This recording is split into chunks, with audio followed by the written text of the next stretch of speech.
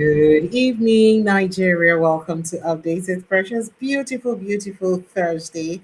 Another good day to talk about things as they take affect us for inside Nigeria. My mind, they always sweet me to bring on to really get to do it, Nigeria. Welcome to the show. So today, Dr. Katch carry fire come inside the building because of the things that they share for inside Nigeria. But before we invite Dr. Katch enter inside the studio, make I go run on through the things and what they share as he get to do with headline of some hot matter them for inside the country. I not go do well if I not tell you about Fubara update on Fubara impeachment now. As the Rivers Assembly don't talk the reason why they won't impeach Fubara, but it go stand.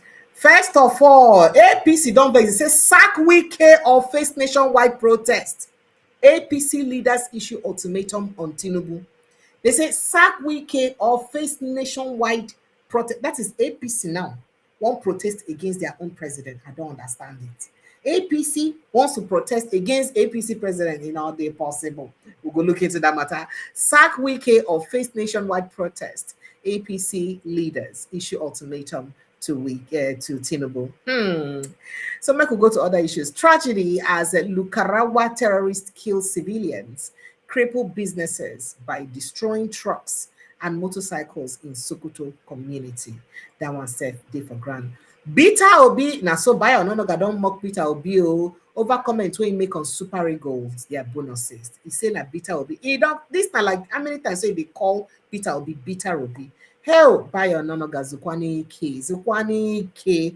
If they find one name, call you now, and I go find person when I go carry DSS arrest. You to rest now. Rest now. Because names they where other people feel call you to. And nobody go. That's what people are telling Nonoga. Now, Malami slows bail processing as DSS operatives besiege Kuje prison to rearrest ex-AGF on terrorism financing allegations. They said if you just come out now, say they go rearrest them for terrorism financing. The first one where he did, not be terrorism financing. That one get to do with how many billion money laundering. Now, if he just try escape that one and meet in bail conviction, they don't hold on for terrorism financing. So then they there. In fact, they say they don't carry almost 50 DSS operatives them full for inside around Kuje prison. They wait for them. Make it just meet bail condition now. Yeah, man. US Secretary General regrets US decision to withdraw from several international bodies. US don't come on body for a lot of bodies, including over 30 United Nations bodies. They say they need to do it again. And people will say, well, oh God, Trump, what is going? Trump, what exactly is your agenda? What exactly is your agenda? Well, let's run through all the stories one at a time. Okay, so moving on to other stories. Describing Obi as best insult to other ADC leaders. Momodu 9 they tell obedience. So for obedience to say Obi na the best, say una they insult Chibike Amaechi, una they insult Atiku Abubakar because Atiku and Chibike and the rest of them better pass Peter Obi. Now we're seeing people come to say, but why you still want the Obi will know better to come be deputy or vice to your Atiku? Because you know, say your Atiku need a man. Why? Why do you want him? All right, we'll move on. And Nigeria's democracy not under any threat, APC tells Atiku Abubakar. Rivers Assembly initiates impeachment proceedings against Governor Fubara. And APC rejects impeachment move against Fubara, insists Rivers doesn't need supplementary budget.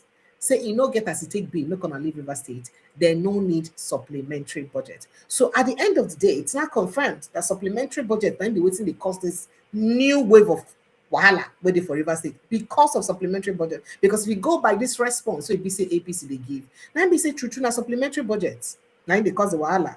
All right now.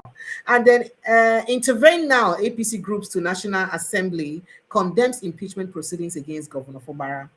And then we'll move on to other issues. Okay, still on Rivers crisis. Bad people won't prevail over us. We can end the talk about, bad belly, they not go prevail over us, so we go deal with them. Okay, taxing people is extreme. Taxing people in extreme poverty is unjust. NLC now they talk that one. So people go say, hey, NLC don't wake up from sleep. What's happened? What happened today? Taxing people in extreme poverty is unjust. NLC talked that one. Meanwhile, Burutai filed 1 billion naira defamation suit against Ali Kefi, General Ali Kefi, over terrorism allegations. And then Lukarawa fighters reportedly attacked Charcoal firewood producers in Sokoto State. And the ICPC rejects Dangote's request to withdraw petition against ex-NMDPRA boss Farouk Ahmed. He said they don't withdraw anything. Should be one. No, could they go ahead with the thing? Nigerian youths more politically active online than in real life, study reveals. So they say all on our youth, say only online on the show body. For real life, on I know they put money for politics, and I know they put body for politics. Why not only online? I've been at the voting, they happen online. That now within the reports carry. 141 million Nigerians live in poverty, yet we struggle for political power. Peter Obi, 9 they talk that one. And then it's tough for me, but tougher for their parents. Anthony Joshua speaks on friend's death. And every mosque see where it's landed us. Arewa youth begs Islamic clerics misled faithful. And Peter Obi isn't begging for ADC tickets, rather sees party as path to national unity and progress of Nigerians. Ibrahim Abdulkarim, and they talk down. Say, they beg anybody, they say you must do or die. Saying I just say Nigeria na place so you be say we go use crew. DSS deploys over 50 operatives to Kuje prison over terrorism financing probe after court grants Malami bail. So they wait for them. Come out now, go hang you up again. Bandits release kidnapped elderly woman, granddaughter in southern Kaduna after ransom payment. And then ADC faction inaugurates zonal Congress committees, rejects alleged alliance with Atiku, Obi, Kwankwaso, Jonathan. Drama for ADC. Muslim fanatics burnt my home for worshipping Oshun. Kwara traditional worshipper says suspects freed by police, threatens suicide. That is, people were born in house because saying she be traditional worshipper. They don't release them from prison. Hey, wow. She can't say she go kill herself. Justice in Nigeria. Bayelsa government house plans 1.2 billion naira for foreign trips, 500 million naira for VIP hosting, and 100 million naira for Christmas decoration in 2026 December. The Christmas has to be very Christmassy, and that's why only 100 million will do it. Wike boast of helping APC use judiciary to kill Oshun local government funds case, and warns party leaders against ingratitude. And then Wike boasts, yeah, that's it. And then Trump orders US withdrawal from 66 international organizations, including 31 UN bodies. As the government accuses, okay. All right. Governor Makinde confirms killing of 5 forest guards in cross-border operations by bandits in Oyo community. I say bandits attack Oyo state, kill 2 people for inside their reserve where they did recreational place where they there.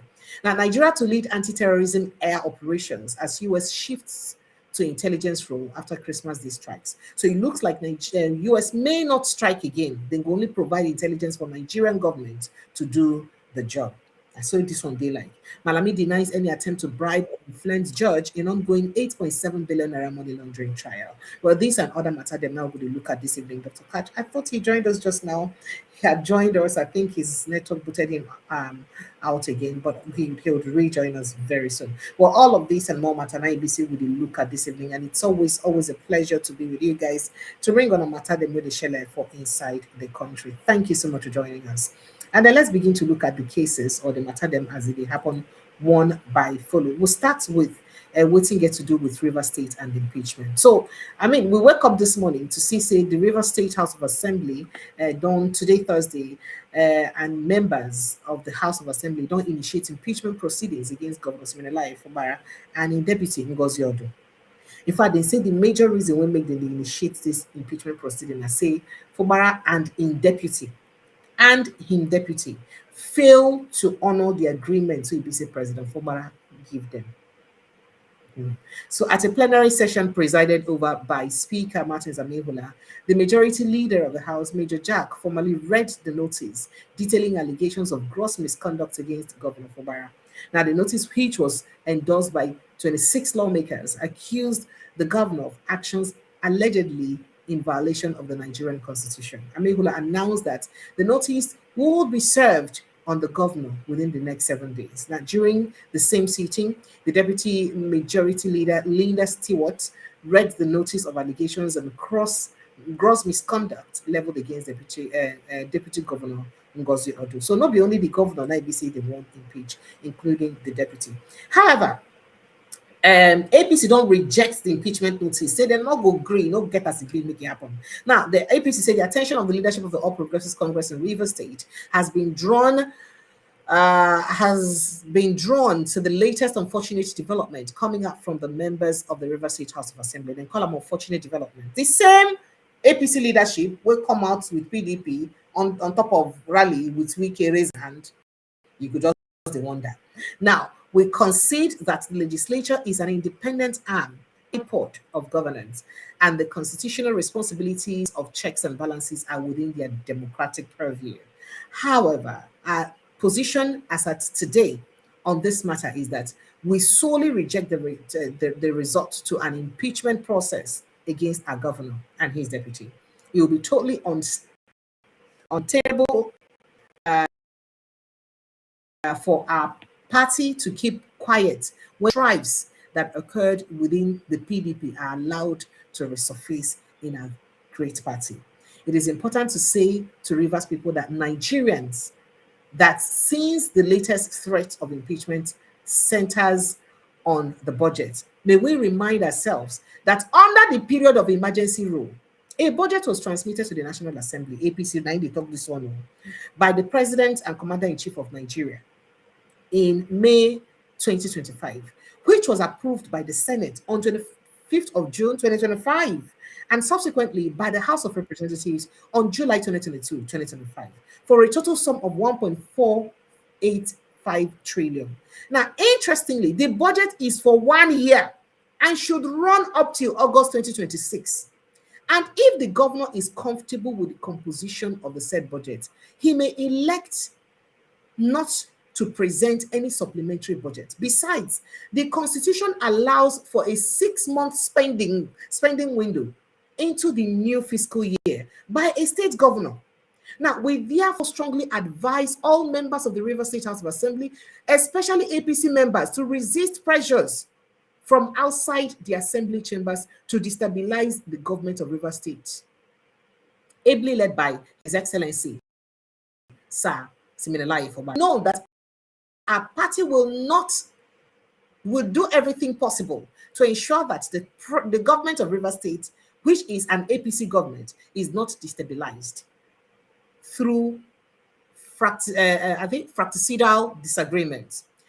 We therefore call on members of the State Assembly, especially APC members, to immediately discontinue the impeachment process in order not to drag the image of our great party to the mud and rifle the continuous progress and development in Rivers State. So the report says. However, another group of people don't give ultimatum. Another group of APC people don't give ultimatum to President Bola Ahmed Tinubu. We hear that leaders within the All Progressives Congress have issued a stark warning to Bola Ahmed Tinubu, demanding the immediate removal of Nyesom Wike, Minister of the Federal Capital Territory, for anti-party activities or risk facing sustained nationwide protests. That is, the APC now is threatening that they will protest against President Tinubu.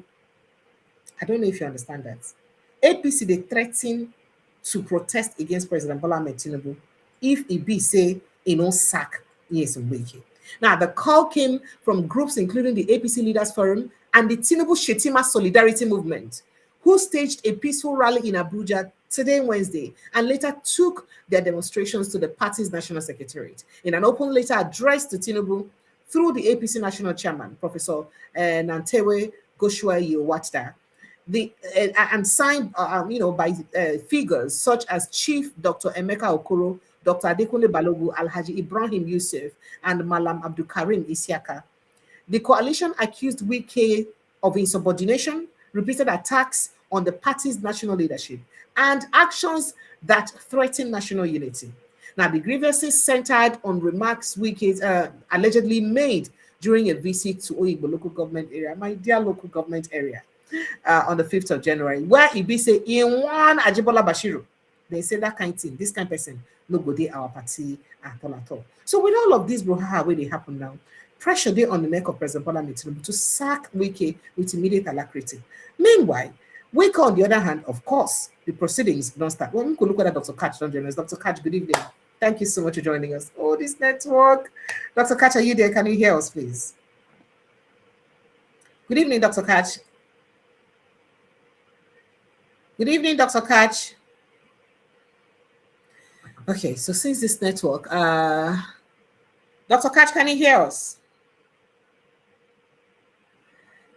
Honestly speaking, I don't know why we keep having these network issues across Nigeria. It can be really very disheartening to have these issues over and over and over again. But let's see if I can resort to phone conversation while we wait for the network to get a bit better. I no get choice now. Make I do on my phone. All right, let's see if I can get through to Dr. Katch over the phone so that he can join the conversation because we can't keep waiting on the network. Hello, Dr. Katch. Good evening, and thank you so much for joining us. The network refused to behave. Oh, I'm so sorry, sir. Oh dear. Oh dear, we lost him again. Okay. Can you hear us now, sir? The network is terrible. Can you hear? I'm so sorry. I'm so sorry. I'm so sorry. On behalf of your network providers, I am so sorry. I'm so sorry. Can you hear me, sir? Hello, sir. Hello, sir. Okay. Can you hear me, sir? All right. So let's do this. If you can hear me, kindly pick the call. Let's just do a two-way conversation and hope it works. Can you hear me, sir? Just go ahead with the conversation over here while that is where it is. Let's see how we can manage that. All right, sir. So I'll be to tell you about the impeachment. We'll be to talk about the impeachment proceeding on. Yes, I've heard your prayer. Absolutely. And then APC members protesting and demanding Wike's resignation, especially because of how they insult APC leaders. Make I take your reaction, sir.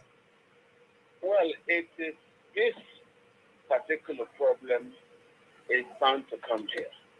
This is a problem created by President Tinubu.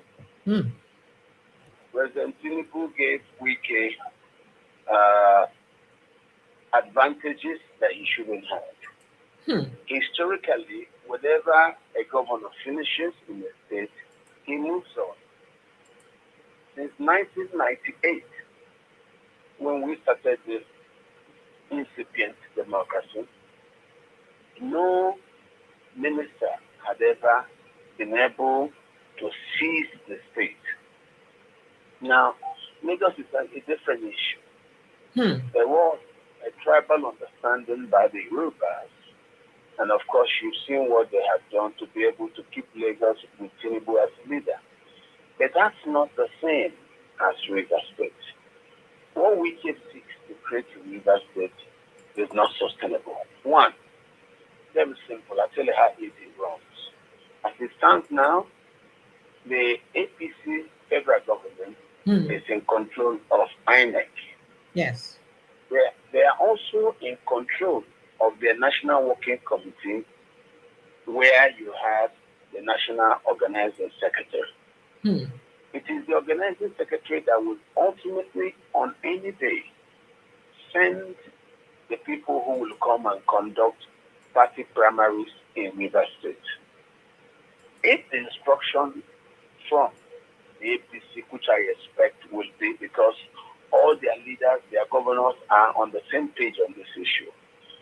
If they send the people from office of the organizing secretary to go to Rivers State and conduct primaries, the people sent from national headquarters and blind tar street in Abuja are very likely to be loyally working with the governor. That's one.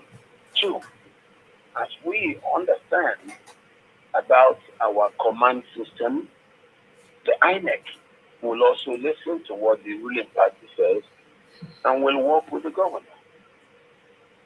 Secondly, the coercive forces, in this case the police, the DSS, and the army, are very likely to be instructed to work with the governor.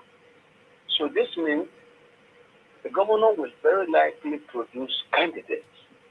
And you're not going to expect Wike to defeat them because Wike's plan is to use a party called the NPP has recently resuscitated.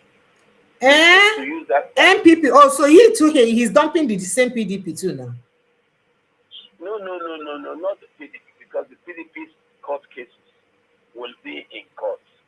And since the INEC has said it will not recognize any of the groups or corpuses in PDP angling for control, that means nobody will be recognized for the PDP until the expiration of the litigation that is currently in court. Yes. What you are likely to have is Wike will not take his people to NDP. Now, his strategy is giving money to these people. You saw the other day he went to visit Asare Dokobo, he went to visit the Ateketon. Yes. These are loyalties that he buys by giving money to them. He will never be able to spend as much money as the federal government. That's the APC government. He will never, because the minute all those people would Wike, the minute any of them seeks to gain a ticket for candidacy of a platform that is actionable, you will have to gain a ticket that Abuja will be loyal to. And the likely tickets Abuja will be loyal to are tickets that come from the governor. Wike is just a single man who is not yet in the party. He's fighting from outside the arena. It's very difficult for you to score a goal inside an arena when you're outside. You know, you've not yet entered the gate of the arena. How are you going to be able to score goals? So that means everything they do inside the APC, Wike will not be able to counter them at 1-2. Secondly, whatever they plot at a party and then seek to pass such instructions to bring their plot to fruition to the INEC, to the army, to the police, to the DSS, to the National Organizing Secretary's office, Wike will never be able to. So all Wike has is, yes, he has cash. Secondly, with the support of Abuja, results that he counseled for Peter Obi and wrote new ones for Tinubu were accepted in Abuja. Now, the difficult thing Wike has, results written are very different from results end. One, if you do election tomorrow in River State, Wike will lose to the government. Wike is not popular. Okay? So I don't see but he has the structure. In the talk, in the make man say I ain't get the structure. No. What he has is that convoluted arrangement the president organized for him, where they allowed him to bring the people who were elected as local government chairmen. The simple thing the governor would do, he will simply select people in the same local government who will work with him. Those are the people he mobilized with the money that they used to do the work. Those are people that he also mobilized with the materials that come from Abuja. They will go to the local government. They will sit with the people who came from Abuja, from the party's offices. They will elect the people who will become their candidates at the election, and they will get those people passed. Wike will not be able to fight against the party machinery. It's finished. That's why I think what he's doing is a do or die fight. But that do or die fight doesn't help him, because the minute the House of Assembly posts impeachment notice, it will first go to the Attorney General. The Attorney General. That's the chief judge. That's the chief judge of the state, or the Attorney General. The chief judge of the state. Okay. Currently is on the side of the government, and what they are going to tell him is all the rhetoric about the budget, and the Attorney General will reason with the governor that the budget pact with the National Assembly supervising the suppositions of the state interim administrator, that budget is still Wike and his people are trying to do is to force the governor to start spending that 600 billion that the governor says it's in the state's coffers. By right now, about 700 billion. So that is the Wike. Wike wants access to that cash. So to be able to keep the cash away from his hand, the governor will simply do nothing. And the governor, under the budgetary laws, has every right to spend anticipatory 10 percentage points of what he thinks could go into the next budget. He could even do it as much as 30%. Now, this is our laws. So I think Wike will not get there. I think one, the people on the other side, look at the governor's forum of the APC. They are stronger than him. You know, you also have stronger, sharper criminals in that caucus than him. So if he thinks it's a talk, he has bigger talks within the governor's caucus in the APC. If he thinks it's a criminal, you have bigger criminal within the governor's caucus in the APC. If he thinks it's a madman, you have stronger madmen in the governor's caucus. So there is nothing that he can bring that can outsmart or outgun the governor's caucus of the APC. So I don't really understand why he has chosen to go on this suicide mission, because that's what it is. What he has started, he cannot stop. Yes. You really think it's a suicide mission? As I'm talking to you right now, the governors are meeting right now. And they are meeting all about weekend. And I've told you, the governor of Rivers State cannot be taken unawares, because whatever Wike and his goons do from the House of Assembly, they will send a letter to the Attorney General. The Attorney General is the governor's first line of defense. He will look at it and tell them that what they have posted are not impeachable offenses. Apart from that, I thought that the process was for the Attorney General, the Chief Judge to compose a 7-man panel who would look through. Yeah, but before he composes that, he has to see that there are grounds for such composition. Okay. When you give it to him, he will look at it and he will advise you that the things you brought are not enough for him to compose that panel. See, impeachment work when the instructing authority and the also actioning authority are in sync. In this case, in Rivers State, the instructing authority, being the Rivers State House of Assembly, is not on the same page with the instructor. So they will have their case delayed there, which now gives the governor time to actually do the things he wants to do. Of course, he will take instructions from Abuja. Of course, you're likely to see the other governors tell him what and what to do, and they will frustrate Wike. Then the fight will now go high. You are likely to see at the end of the day a lot of politicians who desire a second term ticket in the House of Assembly walk away from Wike and go stay with the governor, because the governor is likely to have all the firepower coming from the office of the National Organizing Secretary of the party when it comes to sending people to come to River State and conduct primaries that will bring out candidates for whatever election that will be contested by the ruling party. The party has made its position very clear that in all its states, in Plateau State, where its national chairman comes, that in the state proper, the leader of the party is the governor of the party. And if you also go to Akwa Ibom State, where the Senate president comes from, that in the politics of the state, the governor is the leader of the party. Same thing is that they are saying. If you go to Lagos State, where the president claims he is from, the party is under the control of the governor. So you can share power with any big man you seek if two of you can find a ground for cooperation.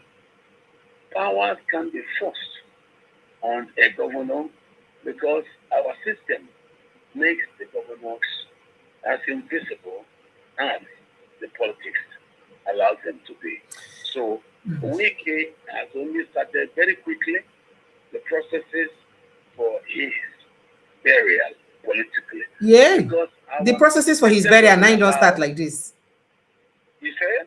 You say that the process for your own burial now don't start like this politically. Oh yes, for his political burial, because our political system doesn't allow for sharing of powers at the state. No, the governors are everything, and that's one thing you see is not gospel. But because we just thought, being close at the beginning with the president makes it invisible, and of course you can also blame him because it is the Nigerian system that kind of made him believe that crime pays and that crime can protect you no matter what it is on the long term. Now he's about to learn that you can only be free when you commit crime, when you see federal government is on your side. If not, they will simply ask you to come and atone for your sins. And when they throw the book at you, as they are likely to throw the book at Wike, it will crumble. He doesn't have what it takes to fight the ruling party. He doesn't have what it takes because there is nothing he has in Rivers State that is legal. Okay? Nothing he has legal. All he has done, he maintains loyalty by paying money to those people temporarily.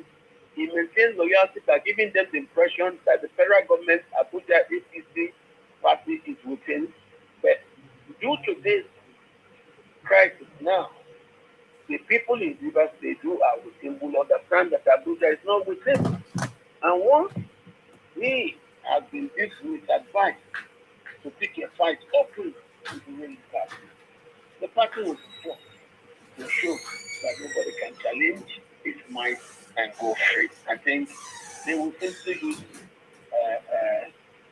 Minister Wike to set an example, but they will not accept or tolerate any challenge to the authority now that they're not only in government, they are also in power. All right, so but if you listen to the way Wike they talk, seriously, they talk like say they get back in and they sure say nothing they happen. He must get in way. Remember the one way he give Oga Bashiru, the APC National Secretary, when he tell him say, stay clear of River State, that nobody dares gets involved in River State and comes back free. So say the one I'm now, make it stay clear for River State. If you know what's good for him, jejely. So you know things say in gets serious reason when making day. I mean, Wike is not a small politician. He be person we know waiting day. So you know feel saying gets waiting they back him up. Listen, Wike is a talk, it's nothing. He said I talk him be a former governor. Of course, it's just a talk. Forget that. A talk whose way is criminality. He cannot win election. He cannot come back. He did have got no votes for Tinubu. What he did was he spilled the blood and then wrote results after cancelling what was written there. So if such criminality is what we boast about, when the Abuja doesn't protect whatever results he cancelled and accept the one that is mutilated, one that he writes, that those things he does will go nowhere. He's about to test his strength. And I can tell you what he's doing. He simply wants to cause trouble in the state, frightening the governor that he has control of House of Assembly. Now you will see how this is done. Nobody impeaches the governor without the agreement of federal government. You know that. Once the federal government don't want you, they will take the police from you. Once you don't have the police on your side, if you remove the police from Wike tomorrow and those guys, you will know that you will become nothing. So leave him alone. Let him discover through the hard way that you cannot fight the federal government. That because what power does he have? Wike is not an elected person. So you know another thing where they worry people, Dr. Katch. Now the way, like for that statement when you make for that interestingly, very near my village, my local government, Iberu, for inside Oyibo local government, when you talk, say, India, anybody, and that certainly means that, including President Bola Ahmed Tinubu, say if anybody try say the person can go born for River State. Is there anybody? Yes. Now the reason why, so do you think he's certainly speaking to the president? There's nothing wrong with bullying. making very unsustainable and indefensible posts. There's nothing wrong with that. You call him a bully? Of course, that's what he is. He's a bully, trying to bully a governor. Have you ever seen that before? A man without power trying to bully an elected governor. Where have you ever seen that before? It doesn't work. The governor is elected. Wike is not elected. Wike is appointed. But he made the governor. He made the governor. He boasted of making the governor. He said everybody will contest. Him buy them tickets. He did not make the governor. Him and the governor combined in a caucus, and they stole the state. They stole the party. The two of them are not popular because the state was in the hands of the Labour Party. Don't forget that. Peter Obi wants the state clean and square. So he did not make the governor. He doesn't have the capacity to campaign and have people vote for him. We know how our system runs. It's a fraudulent system.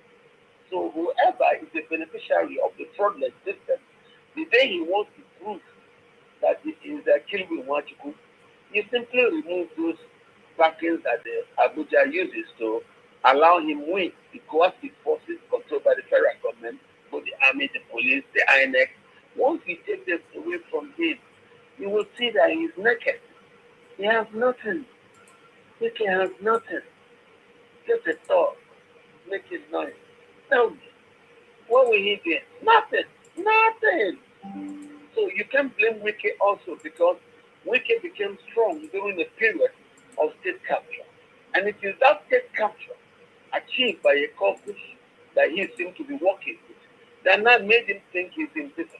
It's like the problem we had with the Fulani, and they thought they were invisible.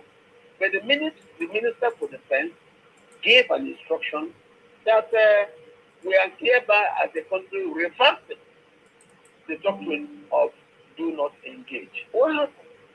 They were all taken out. Where are the Fulani militia now? They are gone. So you see, is the day a masquerade thinks it is invisible, you will tell him that downstairs there are some drummers who do the things. The drummers will start beating. They don't throw any downstairs anymore. And those who keep drums will take the room. You won't even see anybody to beat drum for him, even if he wanted to change. So leave that alone. If it's UK were a popular politician with charisma like it, hey, that's a different thing. He would say that the crowd, I would think. This one, they are not. They just managed to assemble full caucus of a criminal enterprise in the state. And that criminal enterprise is sustained by cash. So he now hears that is cash in the coffers of the state government. And he's insisting that the governor should get the money and let them share. The governor said, no, I do not need to touch that money because the money approved under the leadership of the sole administrator, as approved by the National Assembly, as was presented to them by the president who did the sort of emergency proclamation, that money is still enough for me to operate and run the state. And meanwhile, there are budgetary provisions allowed under law that allows me to spend an anticipatory percentage of the next budget. So I don't need to start rushing to go there and want some money from House of Assembly. And so that frustration of not having money is the reason for this fight. We need to understand that very clearly. And the people of the state are happy that we get the one to take their money and share. So they are likely to be loyal to the motions of the government. Listen, just forget about it. What about the APC? You think they are happy that we can start getting that money? No. The APC as a political party will do everything possible to make sure that that money is in the hands of the governor so that when they want as a party, the governor can actually use that money to work for their own APC's interests, their programs, the things that they seek to do in the state, to actually get people to like their ways and follow them. That's what it is. Not to use the money, spend it for weekends, to use and pay people. That's all he does. He pays these people who follow him to buy their loyalty. That's just what it is. So leave him alone. We are now going to be treated to a cinema of Wike's political fall. And let us watch it. Oh, talking about the Wike's political fall, people don't remind them of waiting in talk years back when Ibinde won Sasowa show, and they talk say the lady asked him a question for inside that show, say waiting you go advise Ambode about Godfatherism, and Wike emphatically said that Godfatherism can never work in River State, and that he would advise somebody to resist it. Let me quickly play it again for record purpose. What advice would you give to your brother again. governor in Lagos Yes. State, Akinwumi Ambode, giving his Yes. risk with his political Yes, that's it. godfather? I will tell him to resist it. If it is correct, I'll say to resist it. Godfatherism cannot work in university. It will never work. So the thing is, with this kind of thing going on now, where did did he forget that he won't say anything like this? What's going through his mind? No. Wike is a compulsive liar. Yeah? He's a compulsive liar. He is a compulsive liar. He lies on compulsion. That is in the lie, even without knowing. In the lie out of control. No, that's exactly what it is. Hey. That's why I say you may not need to blame him. Wike was damaged by the Nigerian fraudulent system that tells you can get away with crime. Remember his encounter with the military officer? Yes, you remember. After he insulted the officer in Abuja, and the put was caught on tape. But 8 hours later, he was lying. He said he never did. And people are watching the tape and comparing the tape. So, what about the same Wike who said that he will never leave the PDP? If he does anything against the PDP, may God punish him. Yes, so it is that thing he swore upon himself that God is not punishing him. Remember that? Yes. He said for the sake of his children, he will never do this, he will never die. If he ever does that may he suffer. So those are the self-conflict he placed upon himself. As he's not going against those things that he said, those conflicts are straight coming onto him. Hey. That's why I say this man is a man who has brought this kind of things upon himself. All we have to do is use him as an example to see. The man doesn't care. He has no qualms. The man does not care about he has no morality. He gives no thing about anything. He can lie, tell you that the sky is blue. You meet him 2 hours after. He said, no, the sky is red. I never said the sky is blue. This is him. So a man who lies that way, you don't take his word seriously. So let us enjoy what he drowned himself. Leave it alone. Nothing will happen. Just be calm. This might lead to him being suspended from his ministerial position. This might lead to him being removed from there. Because all he's trying to do is to implode the system. And I don't think the ruling party will just stand there and watch him implode the system. Somebody told me in the morning, the governor is gone. I said, that means you don't understand politics. The party will use the governor and the fight with Wike to show that they have several rabbits they can pull out of their bags in order to defeat Wike. So let's see how this goes. I don't think it's going to succeed. And don't forget, Nigeria has not changed. Nigeria, a lot of things can be brought out of the bag. And those people will be told that, look, this is what you did. You think you are part of the package. Now you are saying no. I think that thing you did, that you're no more, probably people might consider going for by-election. And then you see everybody will be in total confusion. Just watch as this plays on. The ruling party does not swear to you that they are saints. The APC is not made up of bishops and pastors, no.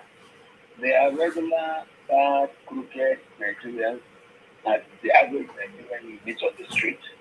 So if they keep quiet and we keep doing all this acrobatics, he probably forget that the people of the APC are even easier than him.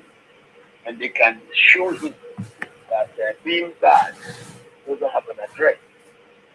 Bad people live everywhere. So they will show him they also have their own bad boys. Just watch how the game plays out. All right, sir. Well, make we dey watch and see what's going to happen for inside River State. While we waka carry our load enter inside, I mean, a lot of other stories still they come up for River State. APC people they protest and say they don't want when the Wike resign. You know, they say they don't brief Tinubu. Tinubu never talk anything yet about them. But now we will talk about Tinubu before I go to the next matter where I get. Bayo no longer call your brother Peter Obi Peter Obi. This now like the third or second time where they call Peter Obi the same name, Peter Obi. To the extent that Nigerians even go make Peter Obi Peter Obi bitters, you know, put out for social media, say, they cure bad governance, they cure sickness, they cure this, just to, you know, make a mock, you know, to remind him that it's not that bad after all. But Bayer said this again, and people are started saying that, why does it look like Bayer always looks for the slightest opportunity to slur over what's his name, Peter Obi, you know, make slurry statements against Peter Obi? Why does he always do that? Now, he made this statement because of Peter Obi's reaction to the Super Eagles bonuses and all that. And the next thing he calls him bitter. Let me take your, you know, your reaction, sir. One thing I can tell you is Peter Obi means a lot of things to a lot of people. Today, he's the most popular politician in Nigeria. So some people could look towards him with envy, and that's what you see. That's what you're seeing Onanuga express. So you think Onanuga is envious? Of course, he has to be envious. Don't you know every human being would love to be widely acceptable as Peter is? He's been inside the immunity declared. You can see Atiku screen after he declared. One person say, I would like to run with him. So a man with such phenomenal, you know, public recognition, public acceptance, it's a very difficult person for other people to handle. So as I said before, Peter Obi means a lot and different things to different people. Some will see him and simply react towards him with admiration. Some will see him and react towards him with fear. Some will see him and behave the same way Onanuga will behave. You know, but then it doesn't mean that Mr. Onanuga and Peter Obi are on the same class. No. Onanuga is a very bitter, angry man. He doesn't know what to do with somebody he can't control. Him and Peter don't belong at all. He has never in his life, and I don't think he will ever be able to, gain such public, you know, admiration. Peter strikes people. Peter has caught the imagination of the young generation of Nigerians in a way that's unmatched by any other politician that we've ever known since independence in Nigeria. And whatever has caused that, it also may be as a consequence of the challenges our democracy have had due to the death of leadership. So as Peter has now appeared and he seems to be this well liked and well embraced by people, and so that forces Mr. Onanuga to now create for himself a job. But it's not only Mr. Onanuga. Onanuga is just one of several people who are outstruck by Peter Obi's sustained presence and capacity to capture the imagination of Nigerians of all walks of life. So for me, it's not a big thing. I don't think you should worry about it. What we normally do is don't reply to these people, just ignore them because they don't make sense. Every Nigerian has every right to react to any human being and every single event or action the way it affects them. So the gentleman who reacts will show that Peter frightens him. So he will always find something to say about him. You know, I will give you one analogy. There is no tree you will see every child stood in any village if there aren't things of value up above in that tree. It's a tree that has value hidden within its leaves. and branches, that you'll see youths throwing stones at it so that whatever foot it throws could fall and they could gain advantage by taking it. So by your things, by throwing such jabs at Peter, that Peter could be deflected for who he is, but that's not true. That's not true. The more you call him, just like the Trump effect, the more people will hear him, the more you mention that name, the more some will say, why did they ever call that man's name? Well, why can't they say it if they don't call the man's name? So that's what it is. I don't see anything big in it. I see nothing wrong with Bayo Nanuga exercising his constitutional right to be awestruck by Peter and to react in the way that he feels best. I don't see an issue with that. No. I think people should not worry themselves about such issues. You know, it's like asking a woman, why are you envious of that other woman? There may be something the husband sees in that other woman. And that's what forces her into being envious. Maybe she thinks that woman has what she doesn't have. That's enough to cause envy. So I don't see anything big with those who try to throw stones or jabs at Peter or talk things about him. The most important thing is the way the public accepts him and the way he's able to sustain. Can't you see? The minute that thing happened, and also the leaders of the media movement said we will not support any ticket where Peter is advised. That sent message. And that's why you saw people, those who thought, why should we say Peter is accessible? Why should we say the Supremo? And they started screaming. So those things don't really worry me. Okay? So now when you don't mention this, or make I even talk so person we talk that one today again. I mean, he don't talk several times, but today again he raised a conversation where be Dele Momodu, where he talk say na insults for anybody to place Peter Obi ahead of any other presidential candidates. Say na insults. Say why they go think say Peter Obi they special pass. Why they go place Peter Obi ahead of Atiku or Amaechi? Say that one an insult and they good. And he said this in an interview with I think Channels Television earlier today. And this one don't raise a lot of controversy because people don't be dragged from. Even inside that interview, he also said that Peter Obi can be vice to Atiku. If Peter Obi is not good enough, why do you want him to be vice to Atiku?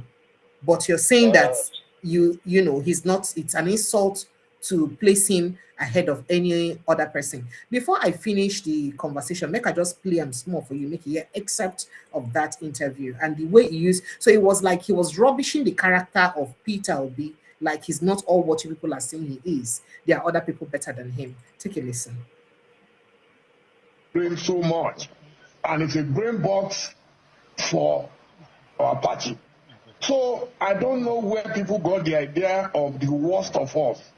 Atiku certainly cannot be the worst of us. He left power in 2007.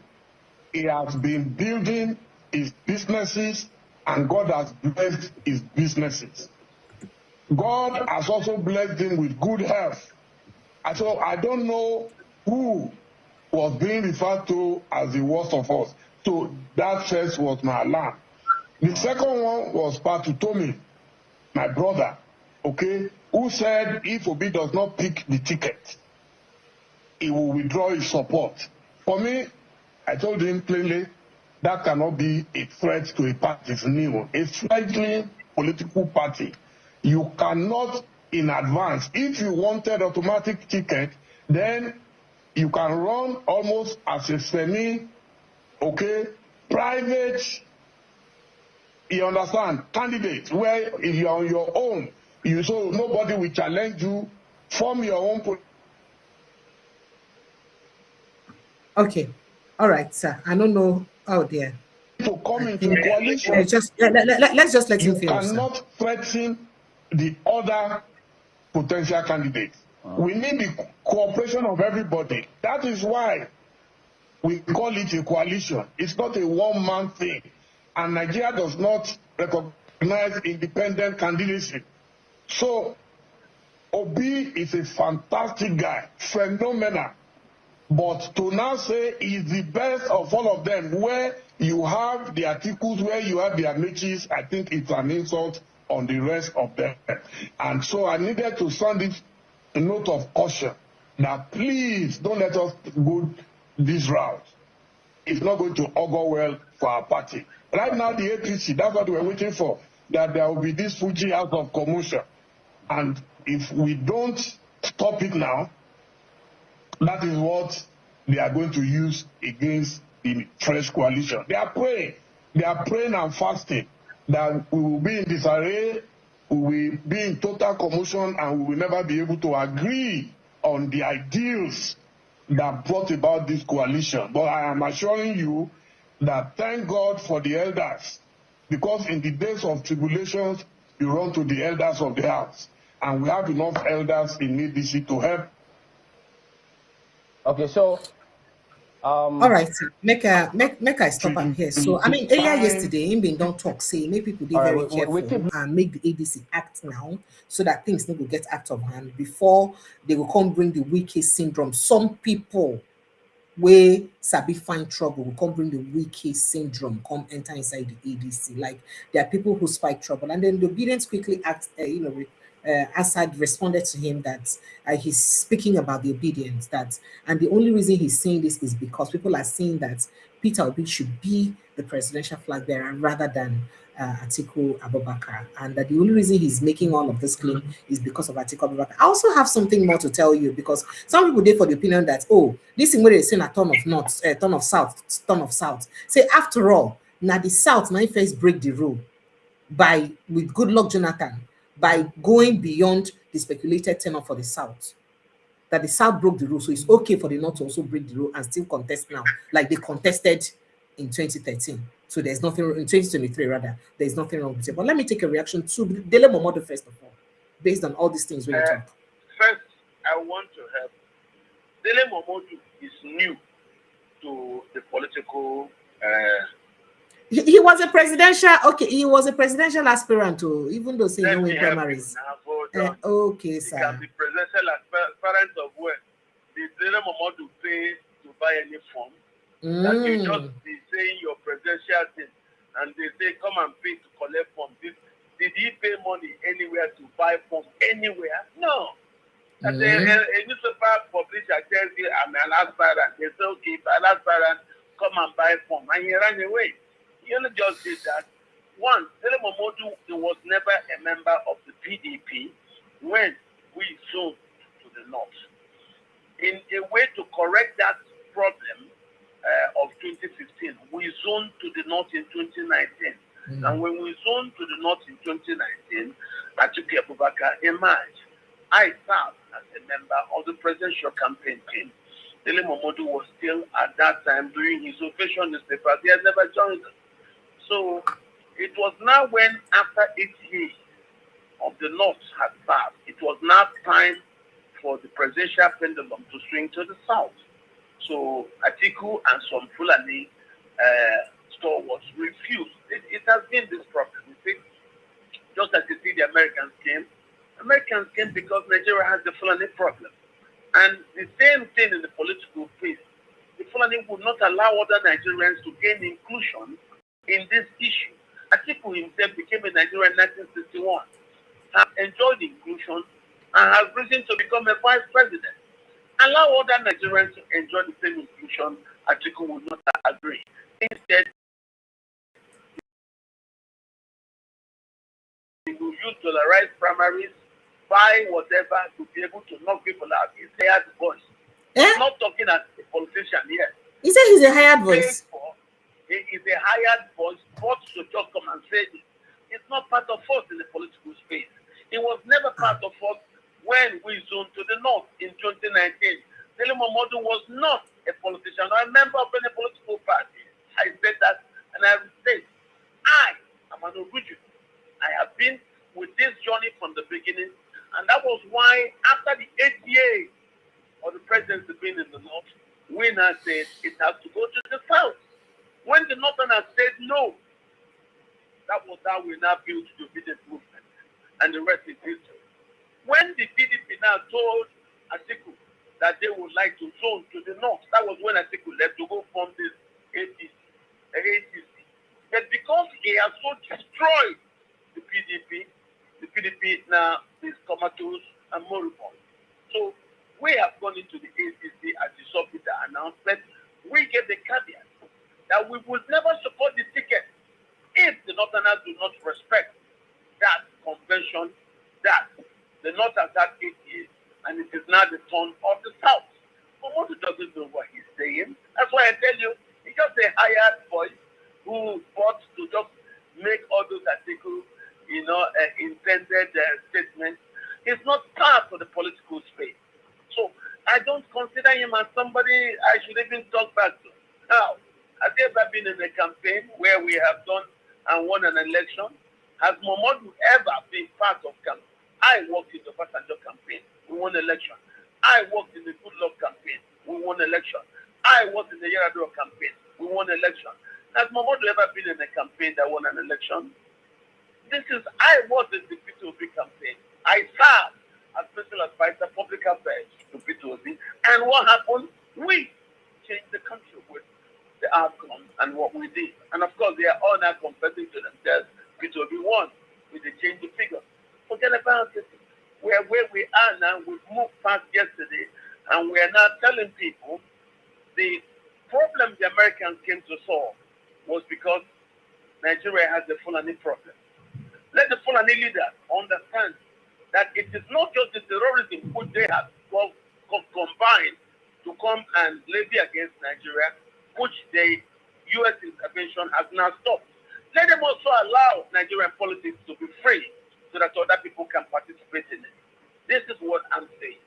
So it is not just only in trying to appropriate the country, which now led them into using terrorism to undermine the space which the Americans claim.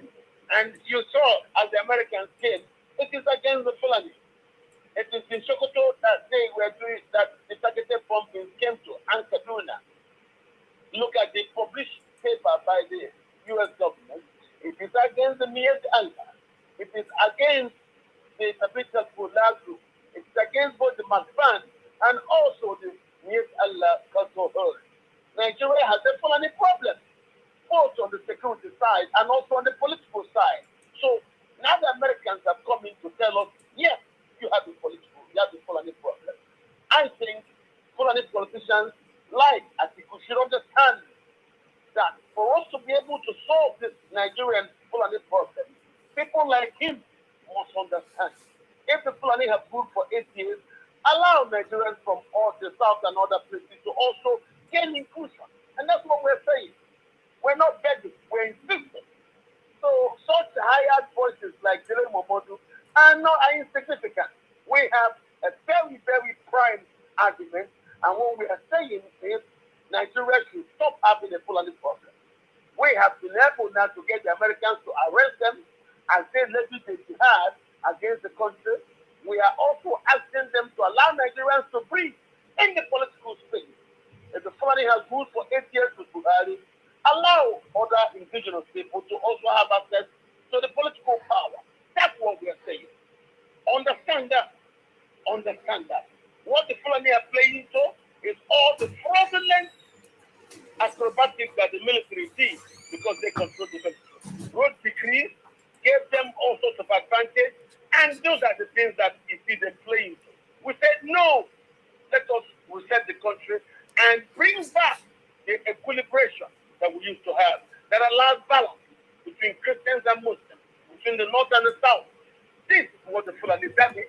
And when we kept quiet, they started a war, which the Americans have now come to reset by intervening.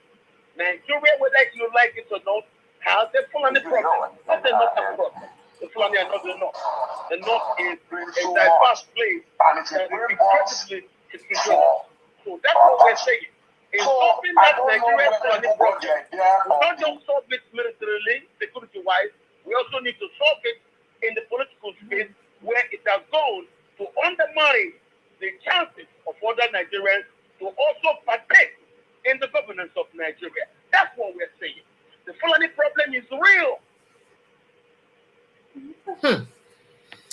Okay, sir. So all right.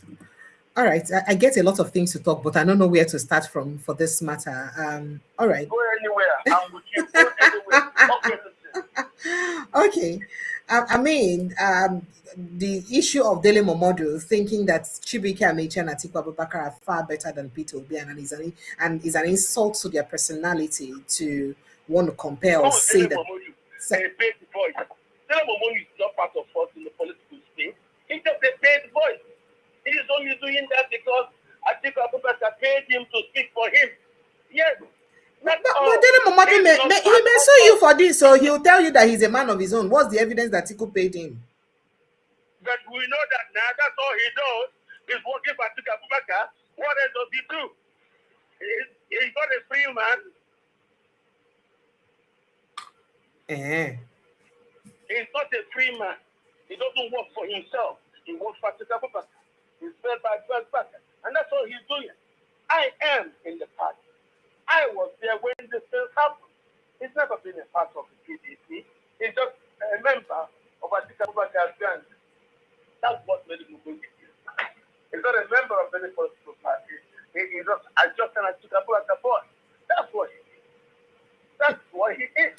All right. So do not take his words as words of balance. No, he's not part of us. Tell me. So I don't know whether you know about what happened yesterday.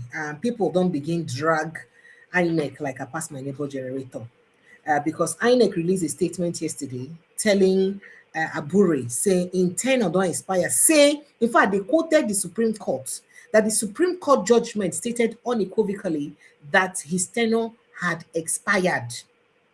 So that is why, I mean, responding to the protest of Abure team, why they no show their people for inside the FCT election where they come up. And INEC responded that way to Abure. People now said that, excuse me, did you guys have to wait for Peter Obi? Ona get this judgment since April last year.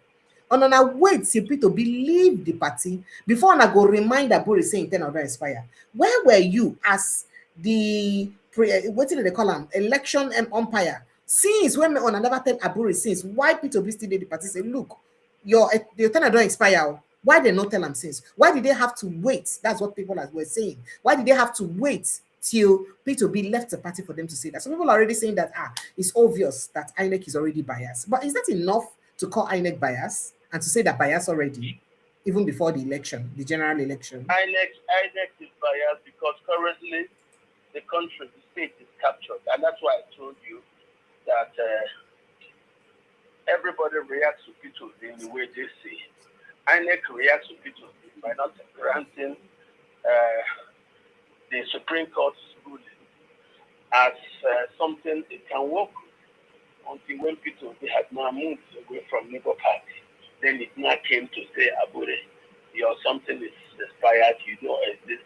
So this is INEC reacting to Peter Obi. It's the same thing you see by Onanuga reacting to Peter Obi. In the same way you see that, what do you call him now? Dele Momodu reacting to Peter Obi. Everybody reacts to Peter Obi as it concerns them.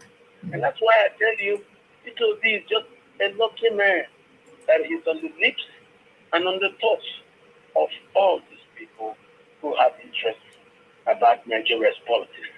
So for me, it remains a duty on us how we move forward. But I can tell you something.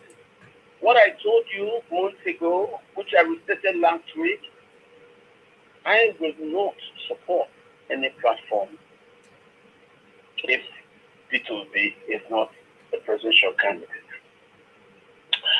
I will rather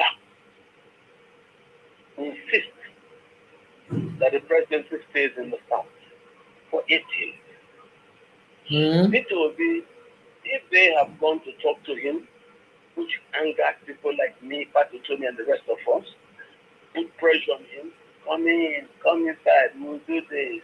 Highest, I will do one thing, you go, make me president. You can't do this, you can't do that. So it is not Peter Obi that is the issue. It is the people who support him. And all who support him are saying, if it's not Peter Obi at the head, of the ticket, we would not bring that support. And that's why you see the Momodu man angry. We don't want to support his boss, Atiku. We don't want to. We don't. Chibeke Amaechi has not yet become an issue. It's the issue for him, Momodu, is his boss, his master, Atiku Abubakar. And we are saying Atiku Abubakar has nothing to offer the country. At 82 years old, let him go and sit Well, he said down. God has blessed him with good health, and he's never been in government since 2007. So how do you know that Atiku will not do well? That's his question. We know he's an incident. We know he's a very corrupt man. He has nothing. He's the master of dollarized primaries. Such a man that is known to use money to corrupt any system. How can you trust him? We are looking for a new path. Nigeria seeks to chart a new path, not to go back to simple, petty thing with this grunt, the politicians like Atiku. We don't want that. We don't. So that's why you don't. Some of us want that. We want to do a clean break with the past. We want a new country. And that's just all. The reason you see me now coming down for whatever I see is that, yes, you may not like Trump, but I like what he's doing in Nigeria. I kept saying it for the past 12 years, that Nigeria has a Fulani prophet. The Americans agreed with me. The listed is there. The Miyeti Allah cultural honor, the Miyeti Allah Makaban. And so, how are you now coming to tell me I was wrong? I was right all along. I didn't say it was a Northern problem. When they talked about I said, yes, other Muslims didn't kill the Hausas. And then the Fulanis killed them because they think that the Hausas are expendable, collateral damage. And that's the truth. It was the Muslims killing Nigeria. It was the Fulani. Why? The Fulanis came to Nigeria in 1803. They were employed by the British to provide under the police, the House of Corporate State. And then when we got independence, the British left. Nobody disengaged the Fulani from colonizing the Hausa, because that was what they call this indirect rule. You look after the house and then you report back to the British. But when the British left, they still left the Fulani over the Hausa. And that's one thing we never corrected. So the Fulani now use that advantage they have over the Hausa to now undermine the country. That's what happened. So for us to actually move forward, you must dismantle that thing that the Fulani built, that they now use to sustain the building of settler colonialism. And when we couldn't allow them on time because our democracy, showed that they don't have numbers, and for them to sustain their positions in the start to maintain numbers, couldn't get the number, they started a slow motion war. A jihad that involved industrial scale ethnic cleansing of Christians of Kaduna State, of Christians in Southern Borno, Southern Gombe, of Christians in Benue State, that is 98% Christian, 85% Catholic, and after the Catholicism, then you have the NKST, that's the Nengu Christi, South Sudan SC, which literally means the people of the Christ in Sudan of previous extraction. That was founded, and the SIM was founded, the Sudanese Nation. And that tells you that area of the land currently called Northern Nigeria, before the naming of the country, Nigeria, was known as part of the Sudan. So this is our problem. So because the British left and the Fulani stayed back, Nigeria had a Fulani problem. All right, sir. So talking about this on way they talk now, some people don't talk, say people for North now don't they wise, say Hausa, Northerners, and other, so we get different hundreds of ethnic groups inside the North. People they think say only Hausa, Fulani, and all that now we get for North. People don't know say we get too many tribes for North. So people they talk say some of the tribes and ethnic groups them for North and the Hausas inclusive don't talk, say they don't wash their hand, come on like Pontius Pilates. They no one vote any Fulani person. So we hear that according to some gossip, say the Fulani people say they weary because they no one come at me, people reject them. You know, I don't know whether that's not true or not lie. That's on the one hand. So, not true. If it's true, you see, our problem, the truth was, we, because of our ignorance of the north, you know, most of us in the south used to call anybody from Kogi State down to Sokoto State Hausa. But it's not true. The north is actually a diverse heterogeneous area with several ethnicities. You have the Hausas, who historically originate from 4 states, going into the 5th one where the party is, which is Jigawa. But states like Katsina, Zamfara, Sokoto, and Kano, these are core Hausa states with no mixes. The only things you see now are Fulanis inhabiting the palaces of the traditional ruler. Okay, so just like here in the south, in 1958, a lot of southern communities elected their first indigenous traditional ruler. Just I'm now talking about like the east. You know, the east here, you had the Aro Confederacy.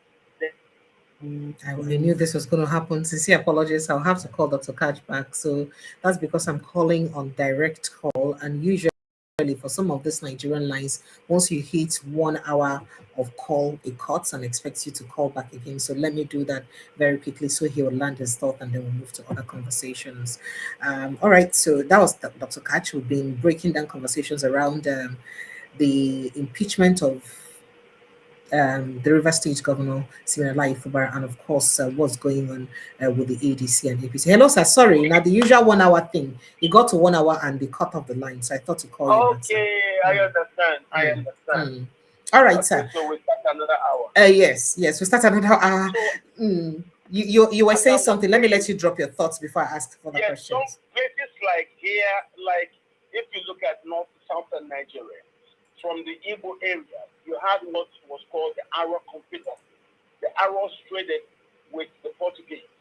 So all over, including your Ndoki area, were under the Aro Confederacy, which extended from Equatorial Guinea through Cameroon, through Gabon, to as far as the lower Benue. All of like places like Port Harcourt was named as Iguacha, was the principal port. From Port Harcourt to Bonny, that was the principal port. And that's why I told you on the other side that everybody in present-day River State were under the Aro Confederacy.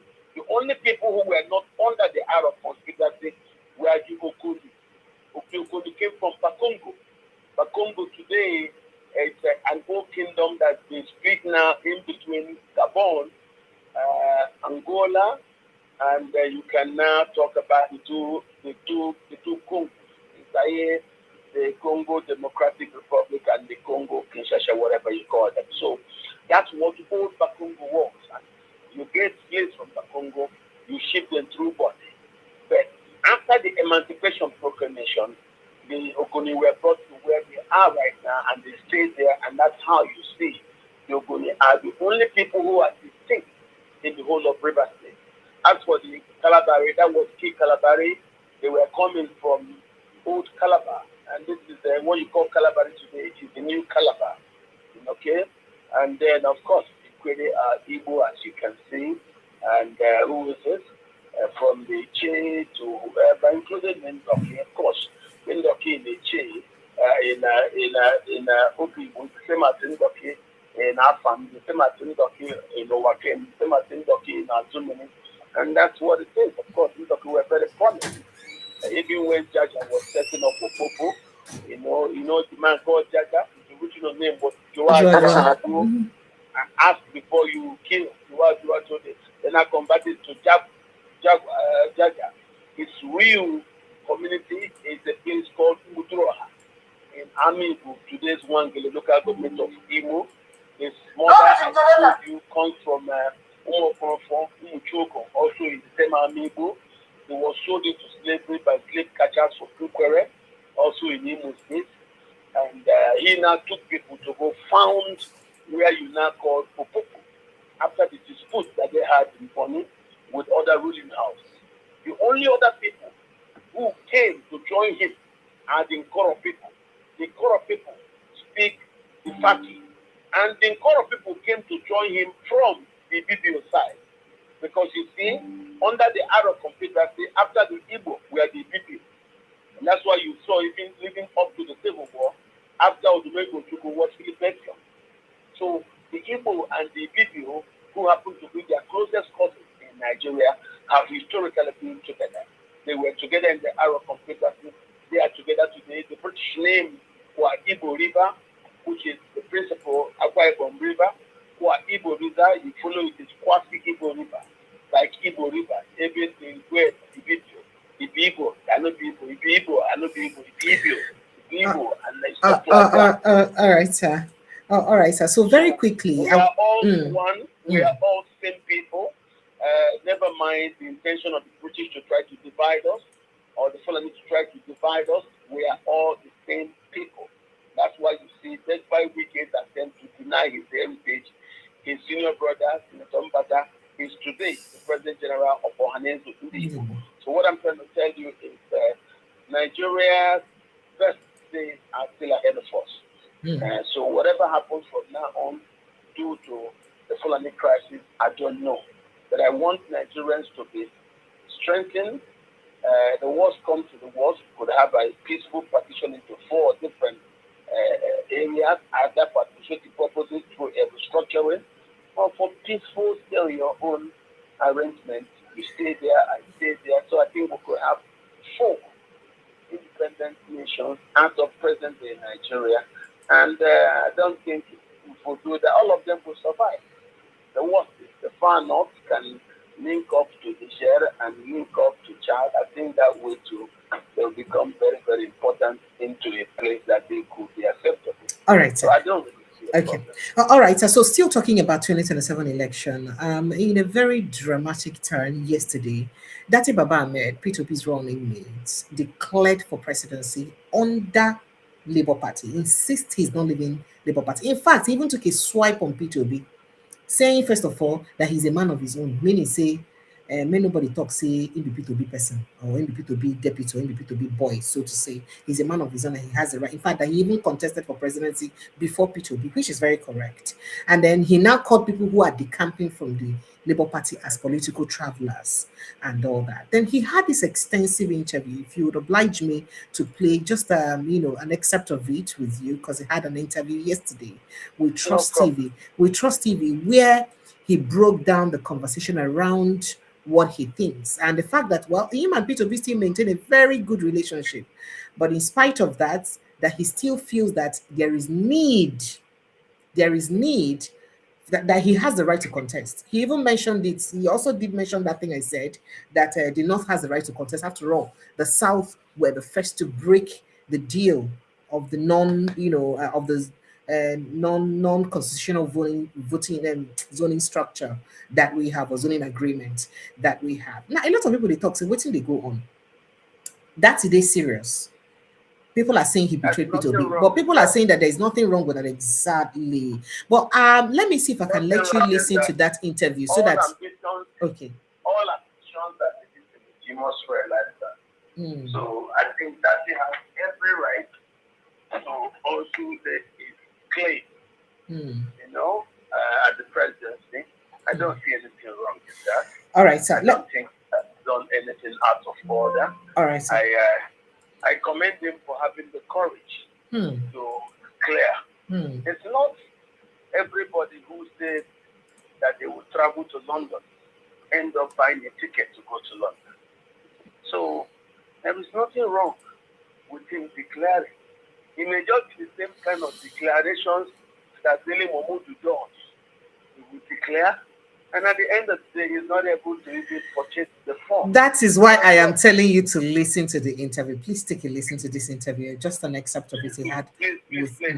All right, then. Please take a listen. Thank you. His Excellency Peter Obi did not invite me to join him in ADC. because everyone knows me, there are certain things you'd rather not. His Excellency Peter Obi did not invite me to join him in ADC. Because everyone knows me, there are certain things you'd rather not approach me with. People know me, even while I was in Parliament. And let me not distract us and go into that. 2, our personal relationships are solid. Only on the 12th, he attended the wedding in my house, in person, where I have much, much, much respect for Peter Obi. If he doesn't get the ADC ticket, come back, please. I will work for you and try to get Peter Obi the ticket in Labour. I will try and mend the ways between him and whoever are not in good terms with him. It doesn't make sense. First of all, nobody owns me. I'm my own person. When I joined in 2023, I saw us put paid to a certain burning question. Can a Southeasterner, for God's sake, be elected? Can he even be President, Federal Republic of Nigeria? That's the kind of person I am. Something challenging, something idealistic. I said yes. Since I walked away from governorship candidate, this is my worthwhile challenge, and I'll support it. I supported Peter Obi's presidency with all my heart, with all my mind. In some of our, or in most of our presidential campaigns, particularly in the north, the core northern states, as we call them, I began to make some very, very strong campaigns. And I said that the name of Nigeria registered in the UN is Federal Republic of Nigeria. Not as you would have it, Kingdom of Saudi Arabia, Islamic Republic of Iran, Libyan People's Jamahiriya, or Islamic Republic of Mauritania. At the same time, the creator of all and everything, God Almighty, after creating these countries that I mentioned, created Federal Republic of Nigeria, created the Vatican, created others, and the mix that we have here in Nigeria. And then I would say that the creator of all and everything does not make mistakes. The campaign speeches are there for you to refer to. For that, I offered no apology for supporting Peter Obi. I was particularly irked when you have the records, when the leading candidate then said the name of Peter Obi was not even worth mention. This was a huge insult. And I got to work, I fired back, I did everything. That was when they went to get 2 gentlemen, impersonate me online, and attack the whole of my family, who are now compensated with international appointments, which tells you that APC is actively involved in all the ungodly things that are happening. But let me come back. I was in support of Peter Obi to become the president because as at that time, that was the right thing to do. Let all of us in Nigeria answer the question, can it be done? Yes, it was done, but it was denied. It was done with my support, and I'm very, very happy to stand by it. That was 2023. This is 2027. Baba Obasanjo handed over in, being a Southerner, handed over in 2007 to late Malam Umaru, Northerner. In 2011, President Goodluck Jonathan, Southerner, was elected president after 4 years. And Peter Obi was part of the machinery of Goodluck Jonathan. Now, in 2023, late Baba Buhari handed over to Bola Ahmed Tinubu. 2027, a Northerner can be elected. And the North didn't start it. The South started it. But look, put all these things aside. I'm a Nigerian. forget I'm from the north or south, I am just a Nigerian. Right. And I'm speaking as one, because when it was time to work for the Southeast, when it was time to work for the South, I did. My records are there to stand for it. I did. But you're not saying that that's it for you? I don't understand your question. Like you're no longer concerned about zoning anymore ahead of 2027? No one respected zoning like me. Right.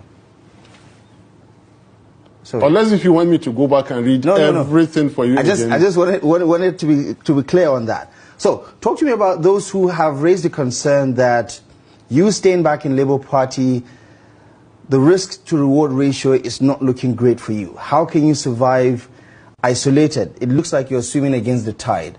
How can you survive politically without Peter Obi, without the obedience in Labour Party? I survived, I did well before I met Peter Obi. I won elections before I met Peter Obi. Contrary to what people are saying, of course we respect the court rulings. We obey the court rulings afterwards. You have no choice but to do that. I have never lost an election in my life. Any election that I got the ticket to contest, even the one, it was Peter Obi who was presidential candidate, not me. I have never lost an election. Swimming against the tide, what is wrong with that? Do you want the tide to carry you? Of course not. I'm not one of those lazy politicians who want to sit down and follow godfathers and use sentiments to achieve the offices they want to, and then at the end of the day, they will never do anything for the people. I will work, I will struggle. If swimming against the tide is it, I'm prepared to do. Right. There is nothing wrong swimming against the tide. What is the tide? APC is not a tide. Because if I were to face APC without the support of the standard thing, INEC doing what they do, DSS doing what they do, and police doing what they do, and I'm not getting into trouble for that, I'm saying the facts. Without that, I will beat APC before 12 noon. You're that confident about it? I am confident. These are people who have not secured Nigeria in 12 years. And you think Nigerians are stupid? They're not. We're not. Right. So, Dr. Katch Ononuju, you don't see as a take with that interview with Trust TV and waiting that's about Amaechi talk. And this interview, interestingly, after he don't declare intention to run for presidency, what do you make of all the things in Wayne talk? Before I begin asking specific questions. Nothing. That he has every right to aspire. As I said earlier, every ambition is legitimate, but it has to be done with reason. We've agreed it is the turn of the South. So those Northerners do not think they want to run for presidency. Yeah, why they might have legitimate, qualified reason to aspire to be president, I think they should wait. The North has had 8 years. If Nigerian Southerners were behaving like this, I don't think quota system would have worked for us to include the North in the scheme of things. So I think they are just trying to, take advantage of the fraud perpetrated by the military during the dictatorship. Now, we have had rulership of this country since 1960 to date in the hands of Nigerians. Go on, did how many years? So they say could not count military regime. They say military no follow. It's not true. No. Now what they talk? Then they talk now say military regime. Say now under this dispensation what they talk about. Military no follow. They got talking crap. The states created under the military regime, did you cancel them? The laws and decrees made under that military regime, are they not the ones that we're living under? The structures built under the military regime, is that not what we are running Nigeria with? So then why are you not going to count it? Why? Tell me why. He doesn't want us to remember when his father was president. How? Wasn't the father a human being? The railway station the father built did not still existing. The laws the father made did not still in operation. The state created by his father as an order, are they not what we still have today as state?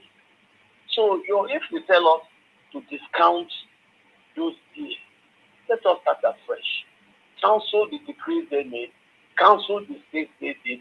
Let us go back to 1960. Then everybody clean, remove all these things. Then we know you're serious. You don't want me to let you keep the advantage, and then you don't want me to make reference to the period that gave you the advantage. What for? Why? Who are you talking to? A child? And they talk and you just keep quiet. Nigerians are sick. So when the one did for the 8 years or 9 years, Babangida did 8 years, don't you count those things? Are those not Nigerians? Were no states created under those conditions, and the state still in existence and being accepted today? Were laws made during that time, and those laws still existing today and being applicable in everything we do as people of one country? So unless you want to cancel those things, what happened those times, then we'll say the people are sincere.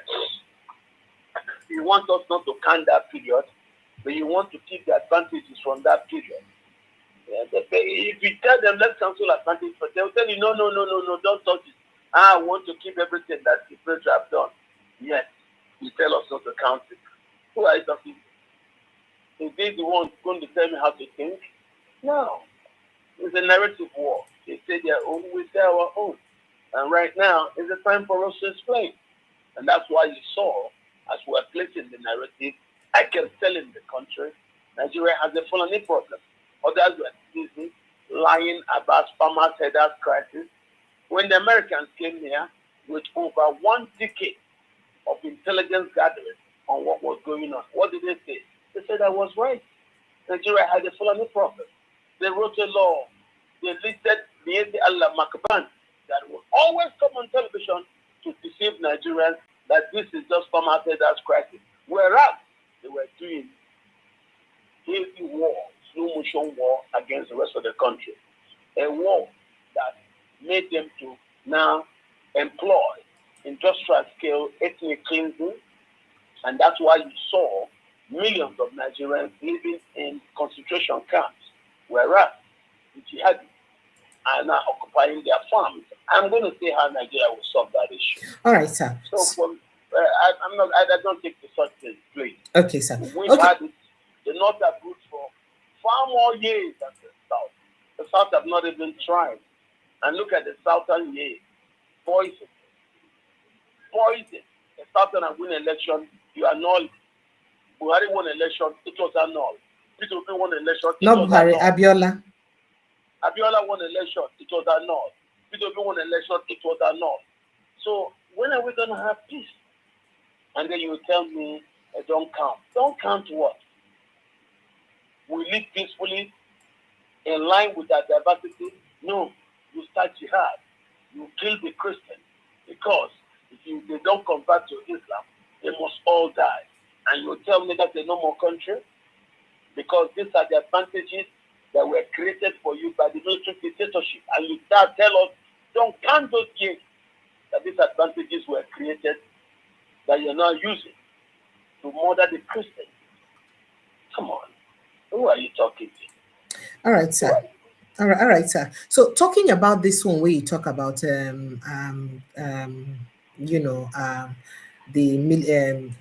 Trump and all that, insecurity don't persist. Yesterday,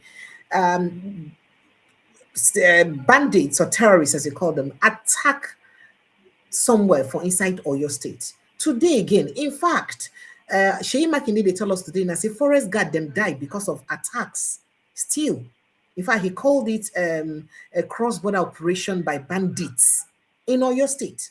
So it is happening consistently in Oyo State. Same with Ondo and Osun State now. They don't face, time to time terrorist attack. But unfortunately, news they emphasize on them, they even look at all. In all of this now, the US government don't finally talk. So you know what? Okay, they come again, come strike. According to what they hear, say they go rather provide intelligence for Nigeria to do the operations. Now, the Nigerian Air Force, they say, could take charge of further military air operations following United States strikes carried out on Christmas Day, as Washington shifts to an intelligence support role, according to Toriwe come out. A Nigerian official familiar with the new Nigeria-US security agreement told AFP that Washington will now rely primarily on reconnaissance flights to support Nigerian operations, although Nigeria remains open to further US strikes, according to the African News. So the AFP, they talk this one now. So then they go help us do the reconnaissance, that is, all those intelligence gathering to know where these people then they are, not that they go tell Nigeria, that then Nigeria would handle the attack, according to what it take. So I don't know how you take this one, because people don't they talk, say, you get as it take bill. The other day, a flight tracker and a terrorism tracker, they don't talk about how flights been they leave Djibouti, it will leave Senegal, it will reach Ghana. Then they just move like that, and then some of them can't leave. One cargo carrying ship can't reach a flight rather land Abuja early this week. Some people they talk say, could it be that now arms now they help bring for our military? What do you think say they go on, and how you see this new deal, if not true, and anything to go by? Now AFP, now reporter, and AFP now good reputable media organization. Yes. What I would tell you is African Press, just to be precise, to those who may not know. This is morning on a very long day. The news said it's nothing new from the old recycled Nigerian position. It's always been that. They will provide intelligence, they will provide reconnaissance. The bombing attack in Sokoto was based on intelligence provided by the Israelis. How do you ever think a joint Nigerian-American intelligence agreement could ever agree that Sokoto should be pinpointed as a strike point? So the Americans know what they are doing. And as I said earlier, they are working based on over a decade of intelligence gathering. So I want you to not take anything you hear to heart. Wait, when you hear anything, wait till you hear clarification. Wait till you hear it again from different mediums, and then you start to understand interpretations. Okay. But all I know, the Americans are here. So the fact that they are here, they will be putting pressure on the Nigerian government to see if Nigerian government will honestly do what they are asked to do. Honestly, they really did here, because going by the interview where Riley Moore gets this week with I think Max News for Inside News, Max News for US. You get what's in the talk for inside that interview. Because they ask him some questions apart from the Nigerian matter, they answer some questions about Venezuela attack and all that. You know what's in the talk? He talk said, well, he go advise people to take Donald Trump very seriously, because he na president will be say anything when he talk in the drum, in the talk. One, do differently. So say, and he go advise Nigeria, he mentioned it, he go advise Nigerian government precisely to also take Trump very seriously, because anything when he talk, in good one. I kind of wonder why he get to re-emphasize on, taking Nigerian, calling Nigeria and telling Nigeria to take Trump very seriously too. I kind of say, so what do you think may be going on, sir? Well, it is that way for very, very simple reason. Because the Americans think that Nigeria has a deep-rooted culture of denial. It is based on the Fulani practice of takia. Yes. Okay? And that is exactly how the U.S. summed up the Nigerian government approach to manifest Fulani terrorism. And that's what it is. They say manifest Fulani. So you can see the terrorism by the Fulani right in the open. Yet, they employed Takia, tried to deny. They went back to that deep-rooted culture of denial, of lying. And of course, they also made the Ribadu out that he's a rabid liar with an ethnic affinity to terrorism. You see? So that tells you how Nigeria is not viewed very, very honestly by the Americans. Ew. The Americans, so they not take us seriously. They say we'll be liars. Yeah, because we have that deep-rooted culture of denial, taken from the Fulani strategy of Takia, deceit. That's why you see Ribadu will tell you, no, leave them. They are vigilantes that are under my control, my knowledge, and you think that they are carrying automatic weapons. Vigilantes don't carry automatic weapons, so who gave those people automatic weapons? Don't you understand that the problem that the people in important positions in government lie? Till tomorrow, we have not been told who it is that gave the instruction for soldiers to withdraw from the Cape. That one we don't forget them. They no agree talk about them. That one don't go with the wind. They will not talk about it because if we start talking about it, you find that the people who gave the instruction are very high up in government. And if that happens, the government will be forced to do something like SAC, which maybe the government is not ready to do. You see? The fact that the government is willing to allow the jihadists who kills people in Benue and other states to keep the land, whereas the owners of the land are wasting and suffering in concentration camps, which government called IDP camps, tells you that the government is comfortable with the ethnic cleansing of indigenous people from their land. And that's how the Americans understood that despite the lying of Ribadu and those around him, that Nigerian government was deep-rooted in complicity with the jihad. And that was why Trump started throwing the bomb. And in throwing the bomb, he went to the head. Because if this jihad has gone on like this, who is the head? Who is the likely beneficiary of the jihad in Nigeria? It is the caliphate. Because if the jihad is successful, gaining new territories, who is going to now manage and take over these new territories? The Sultanate. You see that? And then when you now look at the strategies employed, of course, what it does, you will not include parts of Benue, Plateau, Kaduna under the circumference of the Sultanate. So the Sultanate itself is opposite of what Nigeria seeks. At independence, all foreigners should leave Nigerians to be independent. No. All of us got independent, but the Hausa didn't get independent because the Fulani continued to colonize the Hausa. Why? The British employed the Fulani to colonize the Hausa and report back to the British in what we refer to in history as indirect rule.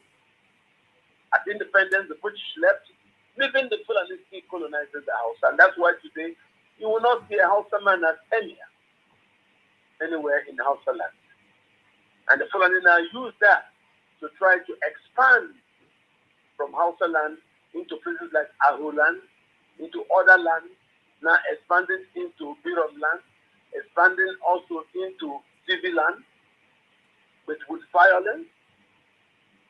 And then when there's problems, they say stop. Tomorrow they start another problem. When you come there, they gain some extra land. You say, okay, everybody go down, hold your place, stop fighting. They will stop. Next tomorrow, they start again, they gain some extra land. Then somebody say, okay, stop fighting. They do that bit by bit and gain land inch by inch. This is the Fulani strategy. That's why all the caliphate does, as I say, is manage that protocol towards settler colonialism. That's why I say the Sultanate is at the head of a terrorist organization. There's nothing they do in Nigeria. If we have them disbanded, Nigeria can be free. But without disbanding the Sultanate, Nigeria can never be free in the north. You will continue to have... You know, say this one when you talk now, don't remind me. It don't remind me as some young people don't protest. We hear say some youths for inside northern Nigeria don't they protest, say make federal government declare Miyetti Allah, Fulani herdsmen and all that as a terrorist organization. You think say this one would be possible? Of course, that's what they are. Now that the Americans have declared them a terrorist organization, yes, it will take. The Nigerian government won't do it. Why? Because members of this terrorist organization are also in government. You remember how difficult it was to reverse the doctrine of do not engage. But I told you and your listeners that the minute that doctrine is reversed, give it 60 days and all those people, and the minute it was reversed, you now saw that the Fulani militiamen are not invisible. Nigeria had a Fulani problem. But because a lot of Nigerians are ignorant, we didn't understand they had a Fulani. And I kept saying it, that the Fulani war across the Sahel has started in Nigeria. But like I said, Nigeria is going to be the Waterloo of the Fulani. And that's what it became. It is in Nigeria that the Americans confronted them. Not in Mali, where they were fighting in central Mali against the Togolese. Not in Central African Republic, where they started fighting in 2010. And when they were rooted there, they came upstairs to Benue State and were disturbing Governor Gabriel Suswan to give them land. When Gabriel didn't give them land, they tried to ambush him to kill him. And when Buhari came to government, they arrested Gabriel. And then afterwards, Gabriel was left. But he kind of survived that, and the rest is history. So they started now doing what they're doing in Kaduna to fill other people's land with imported population. And that's the problem. They started telling them they can come from all over the world. You can't you see the problem Governor Bala Mohammed is having? Because if you try now to support every Fulani come to Nigeria, he went further to help the Miyetti Allah culture hold. That's why they're holding it. All his exposure to Abdullahi Bello Bodejo, who is the leader of the Miyetti Allah culture authority, are the reason he's arrested. So if this commissioner is arrested for giving out money to these terrorist organizations, there is no way the commissioner could have given out money without express approval to do that payment from the governor. And that's why he knows he's in trouble. So all of us should be careful of what we do. Because tomorrow will always come back to haunt us. In fact, this one where you talk right now, you know, say they don't grant Oga Malami bail.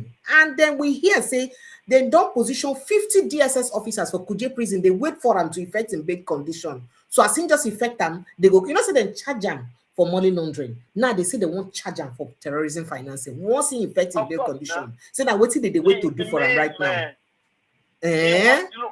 He was the main coordinator of the Buhari caucus, where people will come and show the cells that they are funding in the jihad. So once you show the cells that you're funding, you are now seen as part of the caucus.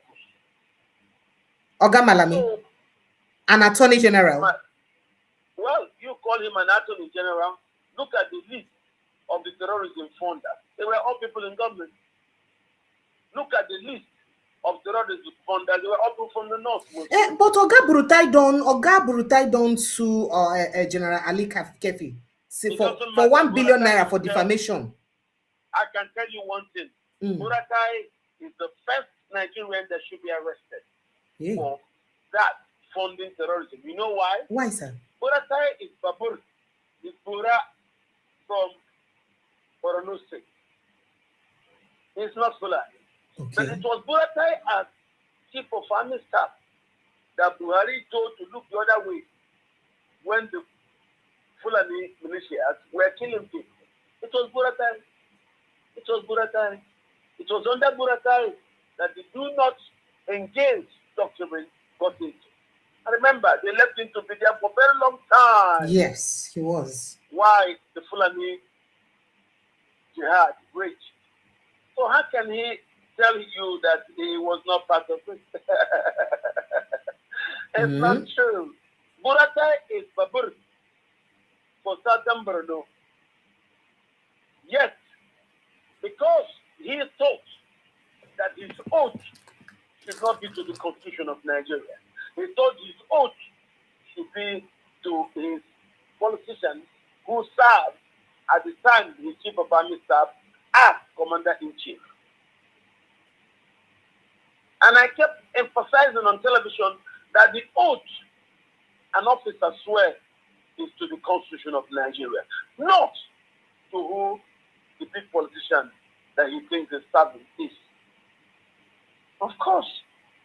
So if you now think the oath you serve is to your governor and you commit offense, when the governor leaves, they will arrest you because you don't have immunity. Buratai was the man who made sure it was him during all the killings. It was Buratai during the killings in Plateau. It was Buratai during all those killings in Kaduna. It was Buratai. Yet Buratai swore his oath to Constitution. But when he got in there, Buratai was looking the other way, whether Fulani militias were not killing. What would he have done differently? He perhaps said he also tried his best. He may also say that to you again. So what would he have done differently? He will have embraced his oath to the Constitution and make sure those foreigners who were coming in from Mali, from Burkina Faso, from Central African Republic, were not allowed to kill Nigerians. Because what they were doing there, Buratai knew, was they were looking for land. When Buhari applied to get land from National Assembly as grazing reserve land, it was rejected. When he now applied to get land and for under the consultation of underground and surface water plus 6 kilometers of the back in land legislation, it was defeated at National Assembly. They didn't get it. When they tried to get land through a resuscitation of the grazing routes, we now told them no. The grazing routes were a suggestion by one of the 4 regions when there were 4 regions, in this case the Northern region. And since the ethics or laws of the state, if it clashes with the Constitution takes precedence. That suggestion by Northern Nigeria cannot overtake the Constitution. Because in the Constitution, the land user gave authority over land in the state in the hands of the government. And that didn't work. So Buratai was supposed to do everything possible when he saw that the attempt by Buhari and his people to gain land failed was to protect Nigerians. It was Buratai who told the army to look the other way when those people were killing Nigerians. Yeah, if you ask him now, he will say politicians told him, don't engage, do not engage unless you get instructions from us. Is he supposed to obey such wrong order? Is he supposed to obey such wrong order? So does that make him complicit? Yes, and then Nigerians were killed like flies in Kaduna State. And then Malami. In Benue State. And then Malami. Chief of Army Staff. And then Malami, what did he really do wrong? That's what many would say, because he's often said Malami sat at the head.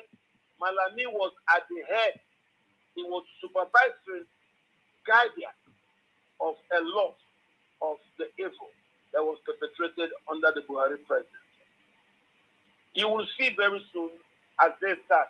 Let them get out and they will not. Are you sure this administration would likely pull that investigation and that prosecution to conclusion, especially considering that you have some people like Oga Matawale still in this administration, where people don't even. The administration is very afraid. You're very correct. You're 100% right. Okay. This administration is weak and doesn't seem to have. But you see, one thing I said earlier is that the administration is lucky it did not start the jihad.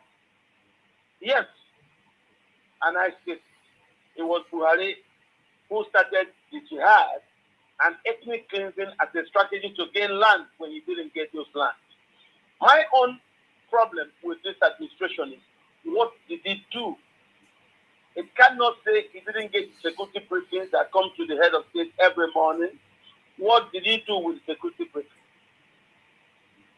And this is just the problem. So, that's why I tell you that negligence is actually a criminal offense.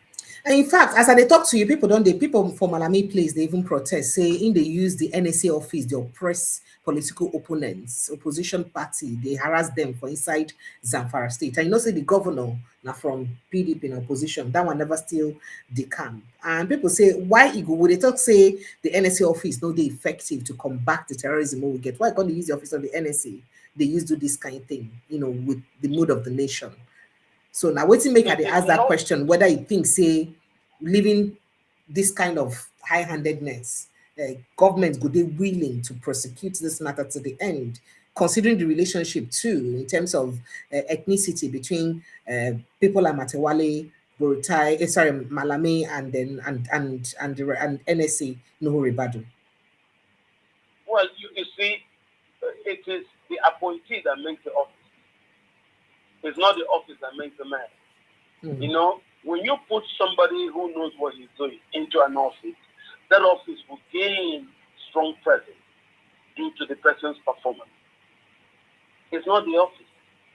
The office doesn't make the man. It is the man through his upright embrace and exemplary performance while in that office that makes the office. So, if you have a very corrupt man in the office of the NSA, of course you will have what we are hearing. And of course you can see what the Americans said about Ribadu. Don't you understand that? If the Americans say that Ribadu is a rabid liar with ethnic affinity to Fulani terrorism, doesn't that tell you something? Doesn't that tell you something? That the Nigerian government approach to manifest Fulani terrorism is to now bring back its deep-rooted culture of denial. And that, of course, offended the Americans. And that's why the minute they went to Benue State and just saw that singular gathering of over 600,000 people, they told themselves, there is no more. In fact, it don't come out from my mouth. Make I quickly play you that response from Dele Momodu, where in talk say, don't mind the naysayers when they talk say no Christian genocide. Just watch them when they talk for inside Newsmax. Terrorists have been attacking churches, abducting worshipers for years now, and to investigate this Christian persecution is Congressman Riley Moore of West Virginia, sitting on the House Appropriations Committee, and the congressman has a tie to this story because you just traveled with a congressional delegation to Nigeria to see what's happening, doing so firsthand. Can you share that with us? Because it's one thing for us to report it, but for someone that was on the ground to see it, what can you share? Yes, and Sean, we went there just the beginning of last month in December, and part of that was at the instruction of the president, who had asked myself and Chairman Tom Cole, the House Appropriations Committee, to investigate what's going on in Nigeria. So we went there, and I will tell you the stories that we got from the ground, talking to internally displaced individuals, Christians who were living in these refugee camps, IDP camps. It was just absolutely heartbreaking. I had met a woman who had all 5 of her children murdered right in front of her, and she was pregnant and was able to escape, had the child in one of these refugee camps. I met another woman who had her husband and 2 daughters murdered right in front of her, and they actually killed her unborn child.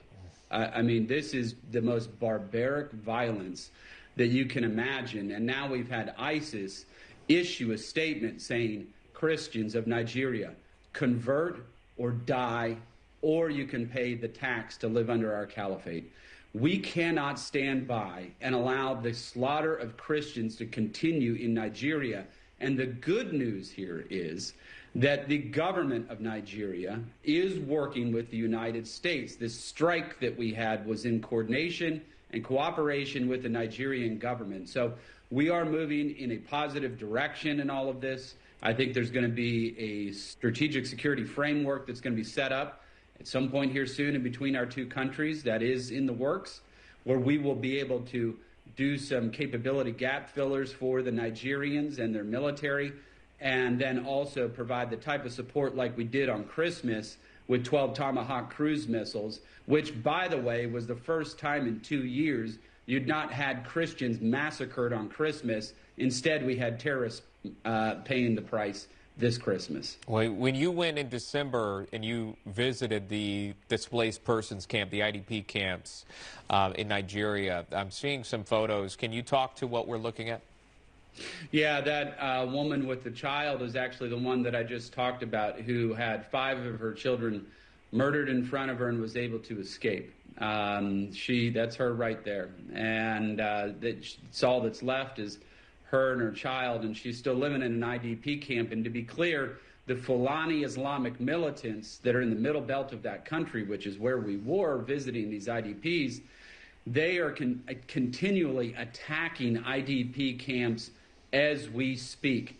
So for all the naysayers that say this isn't about persecution of Christians and they're not being targeted, then why are they burning down churches? Why are they targeting IDP camps? Why is ISIS saying convert or die? You're going to see stories come out from the left, from the Democrats, from the liberals saying, no, this is about climate change and land disputes, and this isn't about Christian persecution. I am telling you, as somebody who was on the ground, this is Christian persecution that is happening in Nigeria. And to be clear, there are all Nigerians that are being killed by these Islamic terrorists, but there is a specific focus on these Christian communities. Yeah, okay. So you can think about this as the Monroe Doctrine 2.0 or the crisis all over again. We're not going to allow our adversaries to control space and threaten the security of Americans here within our own hemisphere. We are not going to do that. So you can think about this as the Monroe Doctrine 2.0 or the Donroe Doctrine, since it's Donald Trump. But that is what is happening here. And make no mistake, when Donald Trump makes a statement that you are no longer going to threaten us, kill our people with drugs or anything else, take it seriously. And I would say the same thing to the people in Nigeria. Do not test this president's resolve. Many have tried and all have failed. Okay, so why he get to talk that thing? Say, and I will also say this to the people of Nigeria: do not test the president's resolve. Many have tried and they failed. Why he can't get to Venezuela question will be the answer. He can't come back to remind Nigerians of the same thing. And then he heard what he said about naysayers who say there is no Christian genocide, and why are they attacking churches? Why are they attacking more Christians? Why is ISIS saying that, ISWAP rather saying that you rather convert to Christianity or you die? Make I take a reaction, Dr. Katch, as I open phone lines when Nigerians begin coming for the conversation. Go ahead. You need to understand it is a very basic issue. Okay? He understands that America has 2 foreign engagements currently. One is Venezuela, the second is Nigeria. And he wants to emphasize how those foreign engagements are to the United States. Now, if you understand, coming to Nigeria is not just child's play for the United States. It's a strategic geopolitical engagement. Same thing with Venezuela. It's a geopolitical engagement. In the Venezuelan case, it has to do with a Monroe Doctrine effect. I call Venezuela a Monroe Doctrine issue because Venezuela is within the United States immediate geography of influence. So it's a geopolitical area of influence of the United States. And just the same way Russia feels that Ukraine is a geopolitical area of influence for Russia itself, just the same way the Chinese feel about a lot across the region, and then, of course, about Taiwan. When it comes to national security, nations act in ways that are not known to law. They act to protect their national security interests. So, in the issue of him extending that, he wants the people to understand that they are coming to Nigeria is as serious as they are coming to Venezuela.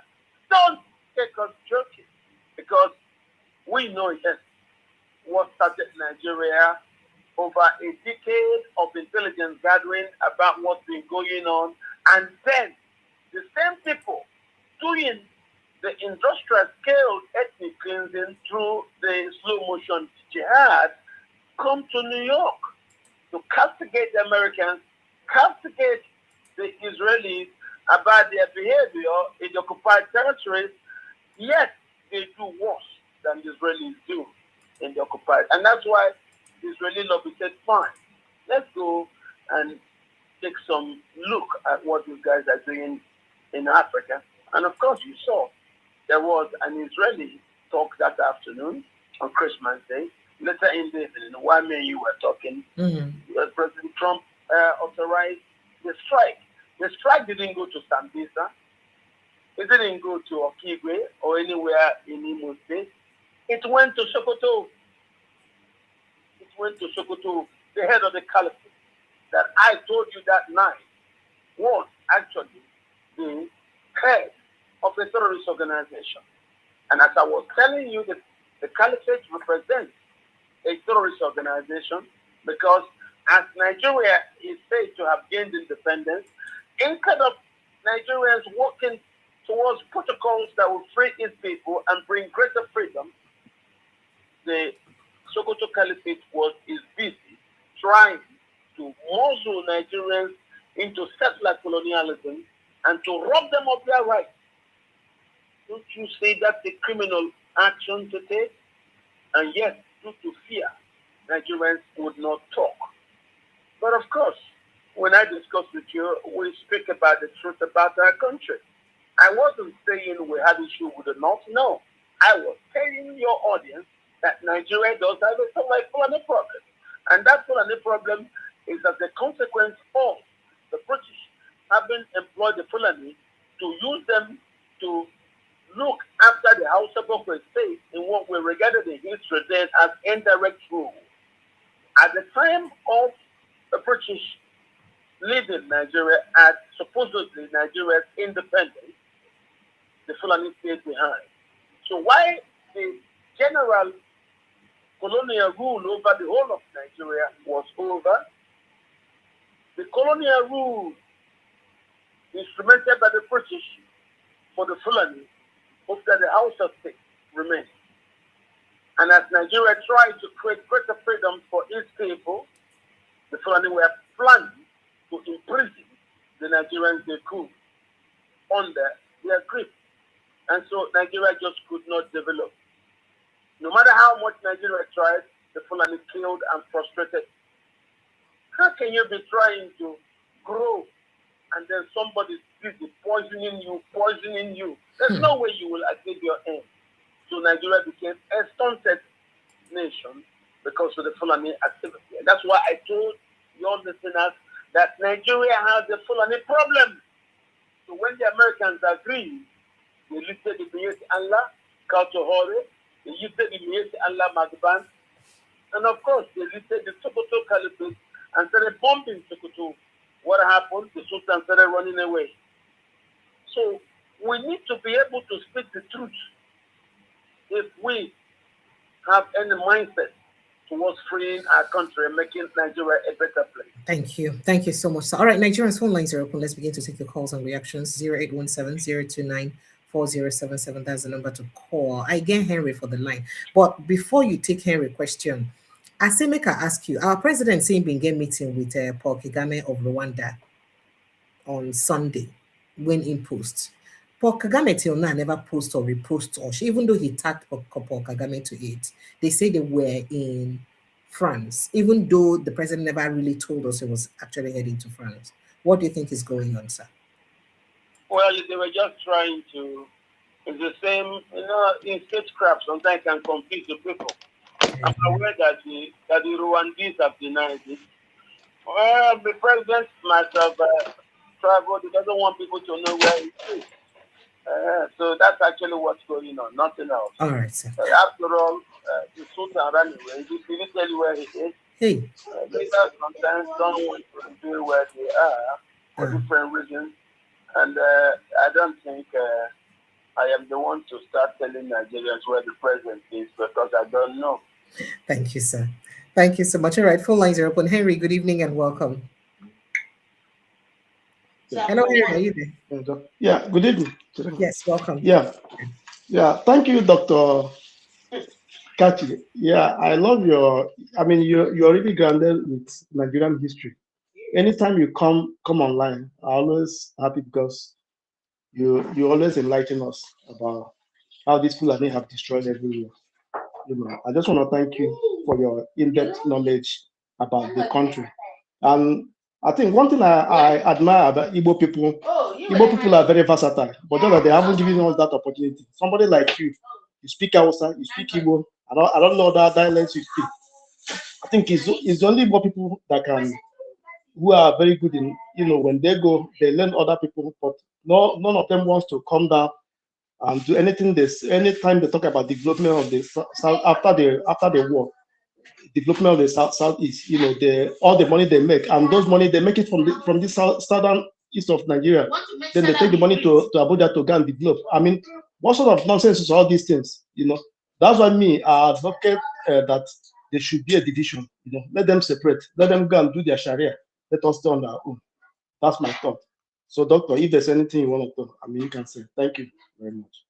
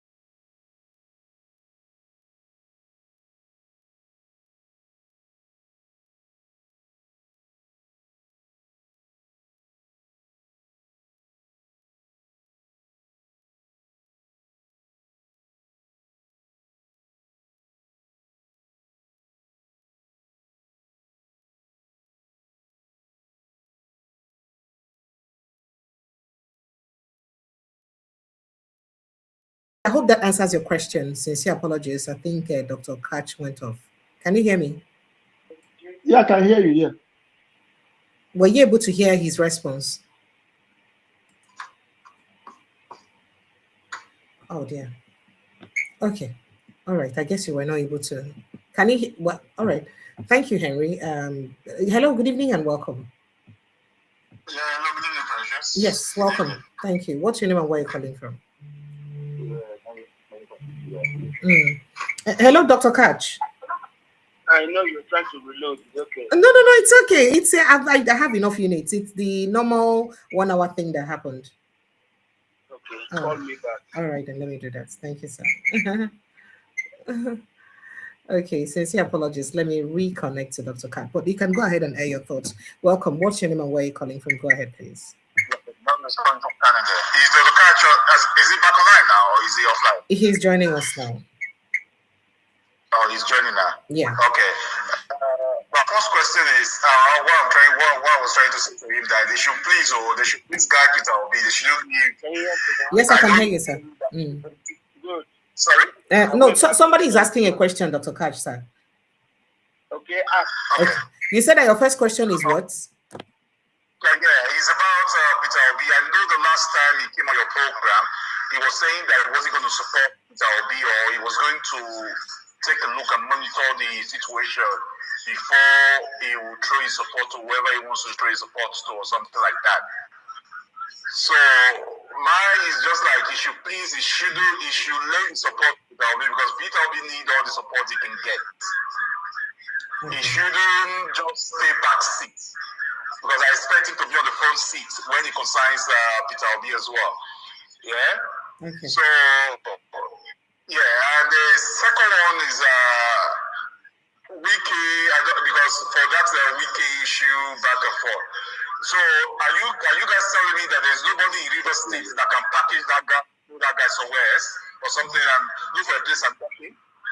Yeah. One person is writing everywhere. That same person is the same person that had caused Peter Obi's vote. Is among the people that denied Peter Obi the presidency. Because like just said that some of those people are supposed to be in the gallows or somewhere. So is it that Nigerians like celebrate criminality or what? Because that kind of a person is not supposed to even be in existence. He's not supposed to be in circulation. Because each time, because those are kind of the person that is that when anybody calls his name, I don't expect people should be mentioning that man's name as well. Huh? Look at it, because sometimes I ask myself, is there nobody in Rivers that can look for somewhere and dump that guy? Just dump him somewhere. All right, thank you. Is that all? Yeah. Thank you. Dr. Katch, would you like to react to him? Would you want to recap some of the high points of view? Okay, so one, in talk say, I beg, saying being here, say you talk, say you no go support anybody yet until you know who they will give presidential flag bearer. Say I beg, make you try support Peter Obi because Peter Obi need all the assistance when Ngofi get right now. So I beg, make you no leave him, make you support him. And then secondly, in talk say, as for Wike, your brother, say I beg nobody there for River State if you just bundle and keep on one corner, put them for a position. Say why it be say they just the alarm make it do waiting it be say it do the way they do it. Say nobody fit call them to order. And the questions we ask for that. So make I take a reaction, sir. About Wike, the society is challenged. Ew. Up north, the state is not even able to arrest terrorists. That was what angered the Americans, that they said it's a disgrace. Because for you to concede parts of your territory in Katsina, in Zamfara, in Sokoto, to the terrorists, that was just not there. But I'm saying that to try to emphasize to you, if the state is weak towards Wike, the state is also weak in the north. Nigeria is generally at its lowest. The law doesn't work. So we're basically helpless. The purposes you belong to ensures that the country can be taken as a criminal enterprise. You only go to prison if you're not linked to the big boys. So we're getting to that point, to the extent that some people use terrorists, groom them, and use them to seize power. Because we need to be careful how to resolve it. You see? That's why you see people, they ask, are you sure people have the power to do this? The Americans have come. That's why these things can be changed. Look at it. You ask now, can't we do this? It can be done. Look, you ask about the North. Can't we turn those terrorists away? Before we couldn't. Now the Americans are here. We're able to do. So Nigeria needs help. Okay. Whether to calm people like we get down from undermining the laws and etiquette of society, the society starts to lose its value. It loses its ability to police its faith. That's what you're seeing. All right. And as for the question about supporting Peter Obi, sir. Oh, Peter is who I support. But you see, when Peter privately did the talks he did, I didn't want to, I will be publicly the same because I'm his person, to also go against his personal wishes. But I was also properly agreeable to myself that it is not for me or Peter, that it is for the millions who followed us when we floated our ideas in 2022. Now, if Peter, as we have sold him for the past 4 years, is not accepted, let the people show. We have done enough to bring him. So, from me to Pat to Tommy to a lot of members of the organization, we say it's only Peter Obi and we will allow the momentum to serve. And that's why you're seeing people like Momodu come out. Say, why are you saying that the support? And we told them it is not us to control the support. The support is organic. And because it's organic, we who act as custodians and directors of that movement will only go to election with Peter Obi. That's all we're saying. So if you see Momodu argue, it tells you it is not just as if as Peter walked in to go say, okay, let me come and fight from inside. That's what he told me when we spoke privately. He said, Katch, let me fight from inside. Then you people continue to what you do. And that's what we're doing. We're not bound to follow Peter. No! We're driving for the good of our country. He's our symbol. But if you seek to put him beneath anybody, we would not follow that movement. It is only we say we want to see something like Peter guide the country. That's what we're saying. Not to him to be used to provide oxygen for an 82-year-old man. It doesn't work that way. Atiku is corrupt. He doesn't have a good record. And we're talking about inclusion. So he's also part of the Fulani elite that we need to talk to understand that Nigeria has a Fulani problem. It has forced the Americans here. As it is in the security space, so it is in the political arena. You have Bariko for 8 years for the Fulani. So allow the indigenous people inclusion.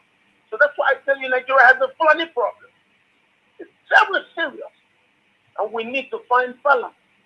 If we don't find balance, we, the indigenous people, have the numbers, not the Fulani. And we're not talking about the age of awareness, the age of communication, the age of the internet. Thank you. Thank and you. We're not going to stop. Peter is a symbol of what we want to do. It's not personal. So if they hear the inner recesses of our heart in regard to Peter and they start making arguments like you see Dele Momodu do, they will explain tire. There's nothing wrong. We're happy to have that conversation. And we've been with this conversation since 2022. We show the country today Peter is the most popular politician in Nigeria. And we're not stopping. So we have conditions. And it's good that a lot of us spoke from different parts of the country and we were on the same message. Peter, we will support, not a ticket that undermines him. So that tells the story to the ADC alliance. That whether you discuss in the PDP or inside this new alliance, that issue of inclusion, we must tell it also to the following politicians who do not allow inclusion of other Nigerians in the governance of Nigeria. All right. We should understand that the Americans are here. There are no two ways about this. This game has started and the US has come here based on over a decade of intelligence gathering. So let's see how the transition will be. All right, sir. I hope you answered his questions and best to him. Hello, good evening. Ike Okbareke. Good evening and welcome. I thought I saw T.Y. Danjuma at the backyard. Good evening and welcome. Good evening, Sister Precious. Thank you for bringing in Dr. Katch again every Thursday. I mean, it's a day to watch out to know what's new. I want to say a little thing about what's going on in Rivers State. I tell you, there are no sense in the Rivers State, in this Rivers State matter. This is a case of an illegitimate government trying to share their loot, and there is always going to be fights. Fubara is not the sense. After all, Fubara was the bagman of Wike in the last administration. You remember when Wike had to keep Fubara in state house, in the state government house, because he was running away from EFCC. And making him a governor is just a way of giving him immunity over prosecution. So why is he not using those information he has against Wike against him now? Now, Is he not using it now is he has immunity, Wike doesn't. Why is he not using those information? but the fact is they knew where they buried all the dead bodies. So whatever Fubara does now, everybody's going to go down. And that's what I'm waiting for these two evil to clash so that we can see good in Rivers State. But the way it is going, when Tinubu comes back, he's going to support Wike. All of these things you see APC is saying at the center is just one phone call from Tinubu. All of those things will change. After all, we saw what happened in Lagos. We thought that the speaker has been impeached and removed. But what happened? It was just a phone call. And they started apologizing for even taking that decision to impeach Obasa. So this whole thing will continue because two of them are guilty of what is going on. So they are sharing their loot. The problem is the common Rivers person is suffering because there's no governance going on anymore. I don't even know why Fubara had to start this 001 something. There was no reason for it. You can't be gathering problems around yourself. Oh, I have registered in APC. I am 0001. It's not necessary. There was no reason for you to start composing music. If you follow Tinubu, don't follow Kona. There was no reason for all of those things. There was no reason. Why don't you stay quiet? You've done what you claim you've had meeting with the president and so on. Why don't you stay quiet and face your administration? All of this making utterances, knowing fully well that Wike is a mad dog and so on. Why do you want to start off war you know you will not finish? The fact is,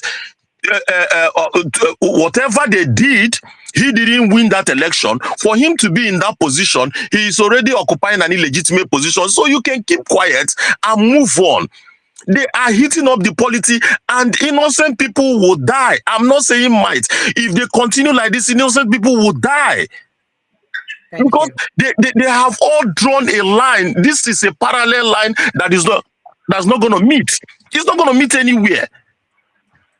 So, but if their fight will be for good to come out in Rivers State, I'm all for it. But I'm not siding any of them. There's no one that is a saint. Thank you, my sister. Thank you so much. Now, Dr. Katch, before you react, let me play this video. For you to remove this, insinuating that they're going to remove APC. I don't know why he's saying that and how the president will take this. Take a listen. For you to remove this APC from power, see, my mother told me when a madman flocks you, don't run. If you run, the madman will pursue you. If you flog you, take stick back, flog the madman. That the madman will, this is very painful.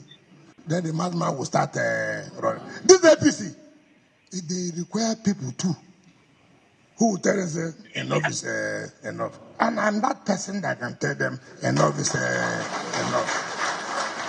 We must take this power. Perhaps this is before now, a long time, an old video. But people they talk say, for him to talk this one, the president not supposed to use in tongue count and say Wike can actually do and undo, or is it that he's now very dependent on?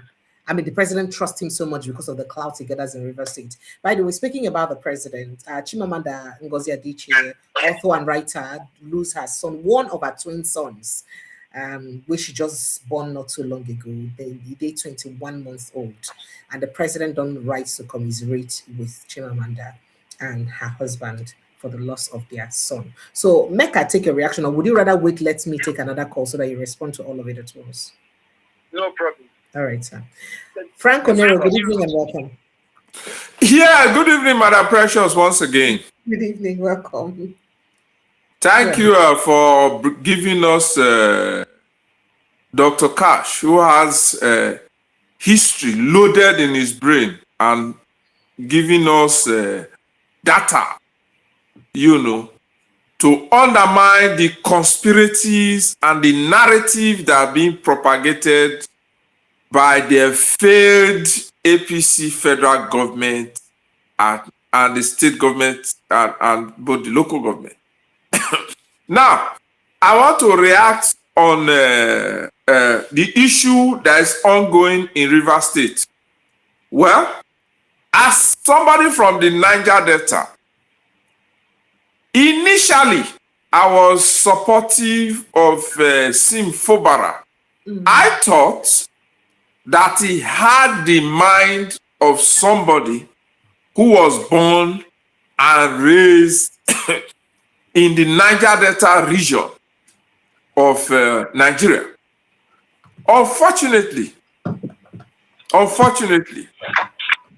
he undermined himself initially, before the president, Tinubu, declared a state of emergency. In my opinion, I'm extremely excited that both of them are fighting. Yeah. Both Wike and Fubara, from my personal opinion, they don't have the interest of the people of Rivers State at heart. They both have their political selfish interests to protect. So both of them should self-destroy themselves for the good of the people. If both of them destroy themselves, something good may come out. I don't know who Tinubu may side at the end of this whole process. Tinubu may want to side with Wike, believing that Wike may have the tongues to back him up during election. May also have the resources which he has siphoned in his pocket, and currently also siphoning and seizing land in Abuja. Tinubu may think that Wike may have more political influence in Rivers State and allow Fubara to be destroyed and removed. On the other hand, those in the APC, both in the federal and federal APC officials, governors, and whatever, may want to side with Fubara to save face and hold on to Rivers State as an APC state. APC had never had a stronghold in Rivers State until this set of people begins to play game. For me, the Rivers people need to wake up. The Rivers people need to wake up and save their state. They had the opportunity to do it before the state of emergency was declared. But because of stomach infrastructure, old men were senior Wike, they bow before the man. They saw their integrity. They saw their dignity on the platter of peanuts, which they will eat and it will go to waste. That's my opinion on the issue of Wike and Fubara. Finally, like I will always say before I leave, INEC, whether the new chairman is there or not, is the weapon fashioned against Nigeria. INEC is a weapon of destruction. INEC, Nigeria INEC, is what the Bible refers to as the portion of the Bible that said the devil came to steal, to kill, and to destroy. INEC is wrapped in all of them. INEC is the weapon fashioned against Nigeria. Look at what they've done. When Peter Obi left, decided to leave the Labour Party, it is at this point, Supreme Court judgment that has been given long ago, when Obi left, it is now INEC is telling the nation and everybody that yes, the Supreme Court rightly said that Julius Abure, who nobody knew before 2023, nobody, because he now saw influence and power because of people that came with Peter Obi, now decided to sit tight like those hungry authoritarian leaders in Nigeria. So Nigerians, whatever INEC is doing, whatever they say, please and please do not take it at their words. Look at their action. Follow them bumper to bumper during the course of the electionary process, the course during election, and after election. That is all I have to say, Madam Precious. Thank you so much, Frank Onero. Dr. Katch, I make I let you talk so that we can wrap up for the day. Thank you, my brother. Frank. Thank you. Dr. Katch, sir. Go ahead, sir. Would you do a summary? You remember there how many of them? Yes. I think you've responded to some of them already. And I think only one person will respond to. You hear what's in this my brother talk now.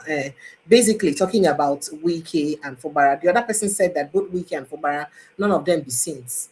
All of them are the same thing. That Fubara is on a stolen mandate exactly, and that Wike and Fubara are members of a gang that stole the state of Labour Party in the last election. So in hearing, I think everybody has been used by the center. So it's time for Wike to stay aside because he cannot defeat the governor. The governor is more valuable to the federal government than a minister. You know, the governor is everything.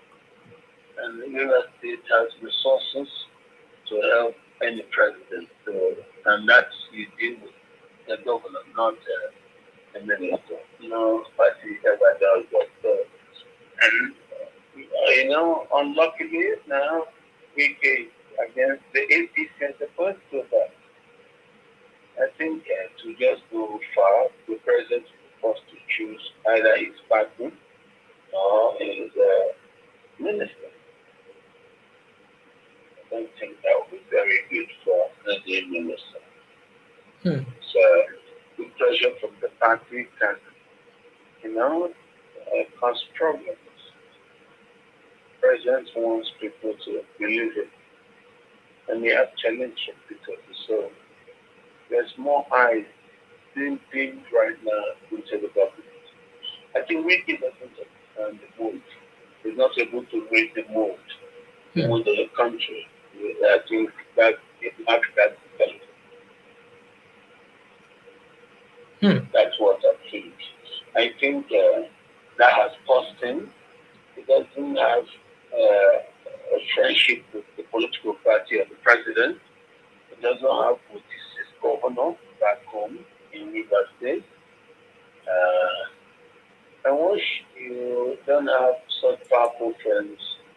You just avoid it like a leper. You know? You see, it's easy for Obasanjo to upload his personal friends than people with political relevance. Because doesn't have. He wants to seize what's not there. The power to control the country in any state is for the governor, because only the governor can have access to big money to run programs in the state. That's what I thought is. But just like one of the callers stated, not be the Rivers people could they suffer all these things. Not be the Rivers people they suffer because of these their fights. It is the Rivers people, because Rivers State fell into problem when we decided to cancel the votes and sell the new results to APC. APC voted them, paid them with a ministerial position, but Wike doesn't know how to coexist. As at that time, he was fighting with everybody in the PDP and everybody in River State too. Then now he's fighting with everybody in the APC. It's not very good for him. I don't know why he is unlucky when it comes to social interaction with other members of the public. I think Wike is understanding. I see what he's doing. Yes, it's not the best of times for anybody. He's off. All right, sir. So he could form his party, which I hear is NDP. Okay, that NDP is his own party. So let's see how National Democratic Party works out with Wike. That's their plan. That's their plan. That's their plan. All right, sir. Many things go see they happen we be so we'll talk about, but for now, make I let you go. Thank you so much as you don't put mouth for all of this talk. 2027 is going to be an interesting year. I mean, between now and May already, we will begin to see people clinching presidential tickets for primaries and all that, and then the proper politics and basketballs will begin. It day like say it will be very interesting time for inside Nigeria, and we did all here to talk about the matter and hope for the best for our country, Nigeria. Thank you so much, Dr. Katch. The appearance of Kwankwaso put a twist to everything. If you will agree on it, if you will agree to run Peter Obi, they can build a brand new platform for election. And that will just be the clincher. That way, I think will be outside. You see, it is argued now to be considered as an early landlord or early man to register with the 80s. They're not, see, nothing, everybody's converted there, and interests have been interpreted. You can see, I think it's been squeezed out, and that's why his people are lashing out. You hear people like Momodu lash out. You know, they didn't think that their man is not taken seriously. I think because of the age, people seem to discard in the calculations that could excite the Nigerian streets and make the election another interesting event, not at all one of them. And it to be a good man. I think we should go and sit down and play 2 phones. All right, sir. People like Dele Momodu, they no go want hear that kind of thing, including your brother. Kenneth Okonkwo no go like hear that kind of thing at all. They no It not believe. stop me from telling you the truth in regard to national interest. You know, it's not. You know, you're not working just for yourself when you are in the public space. You also guide the position and policies that are of advantage to the larger population among our citizens. And I think that's what we hope. Not just to do what the man who brings money to your hand says, and you don't have your own autonomous opinion. That's very bad. You know, the man dies when he uses his voice. Sorry.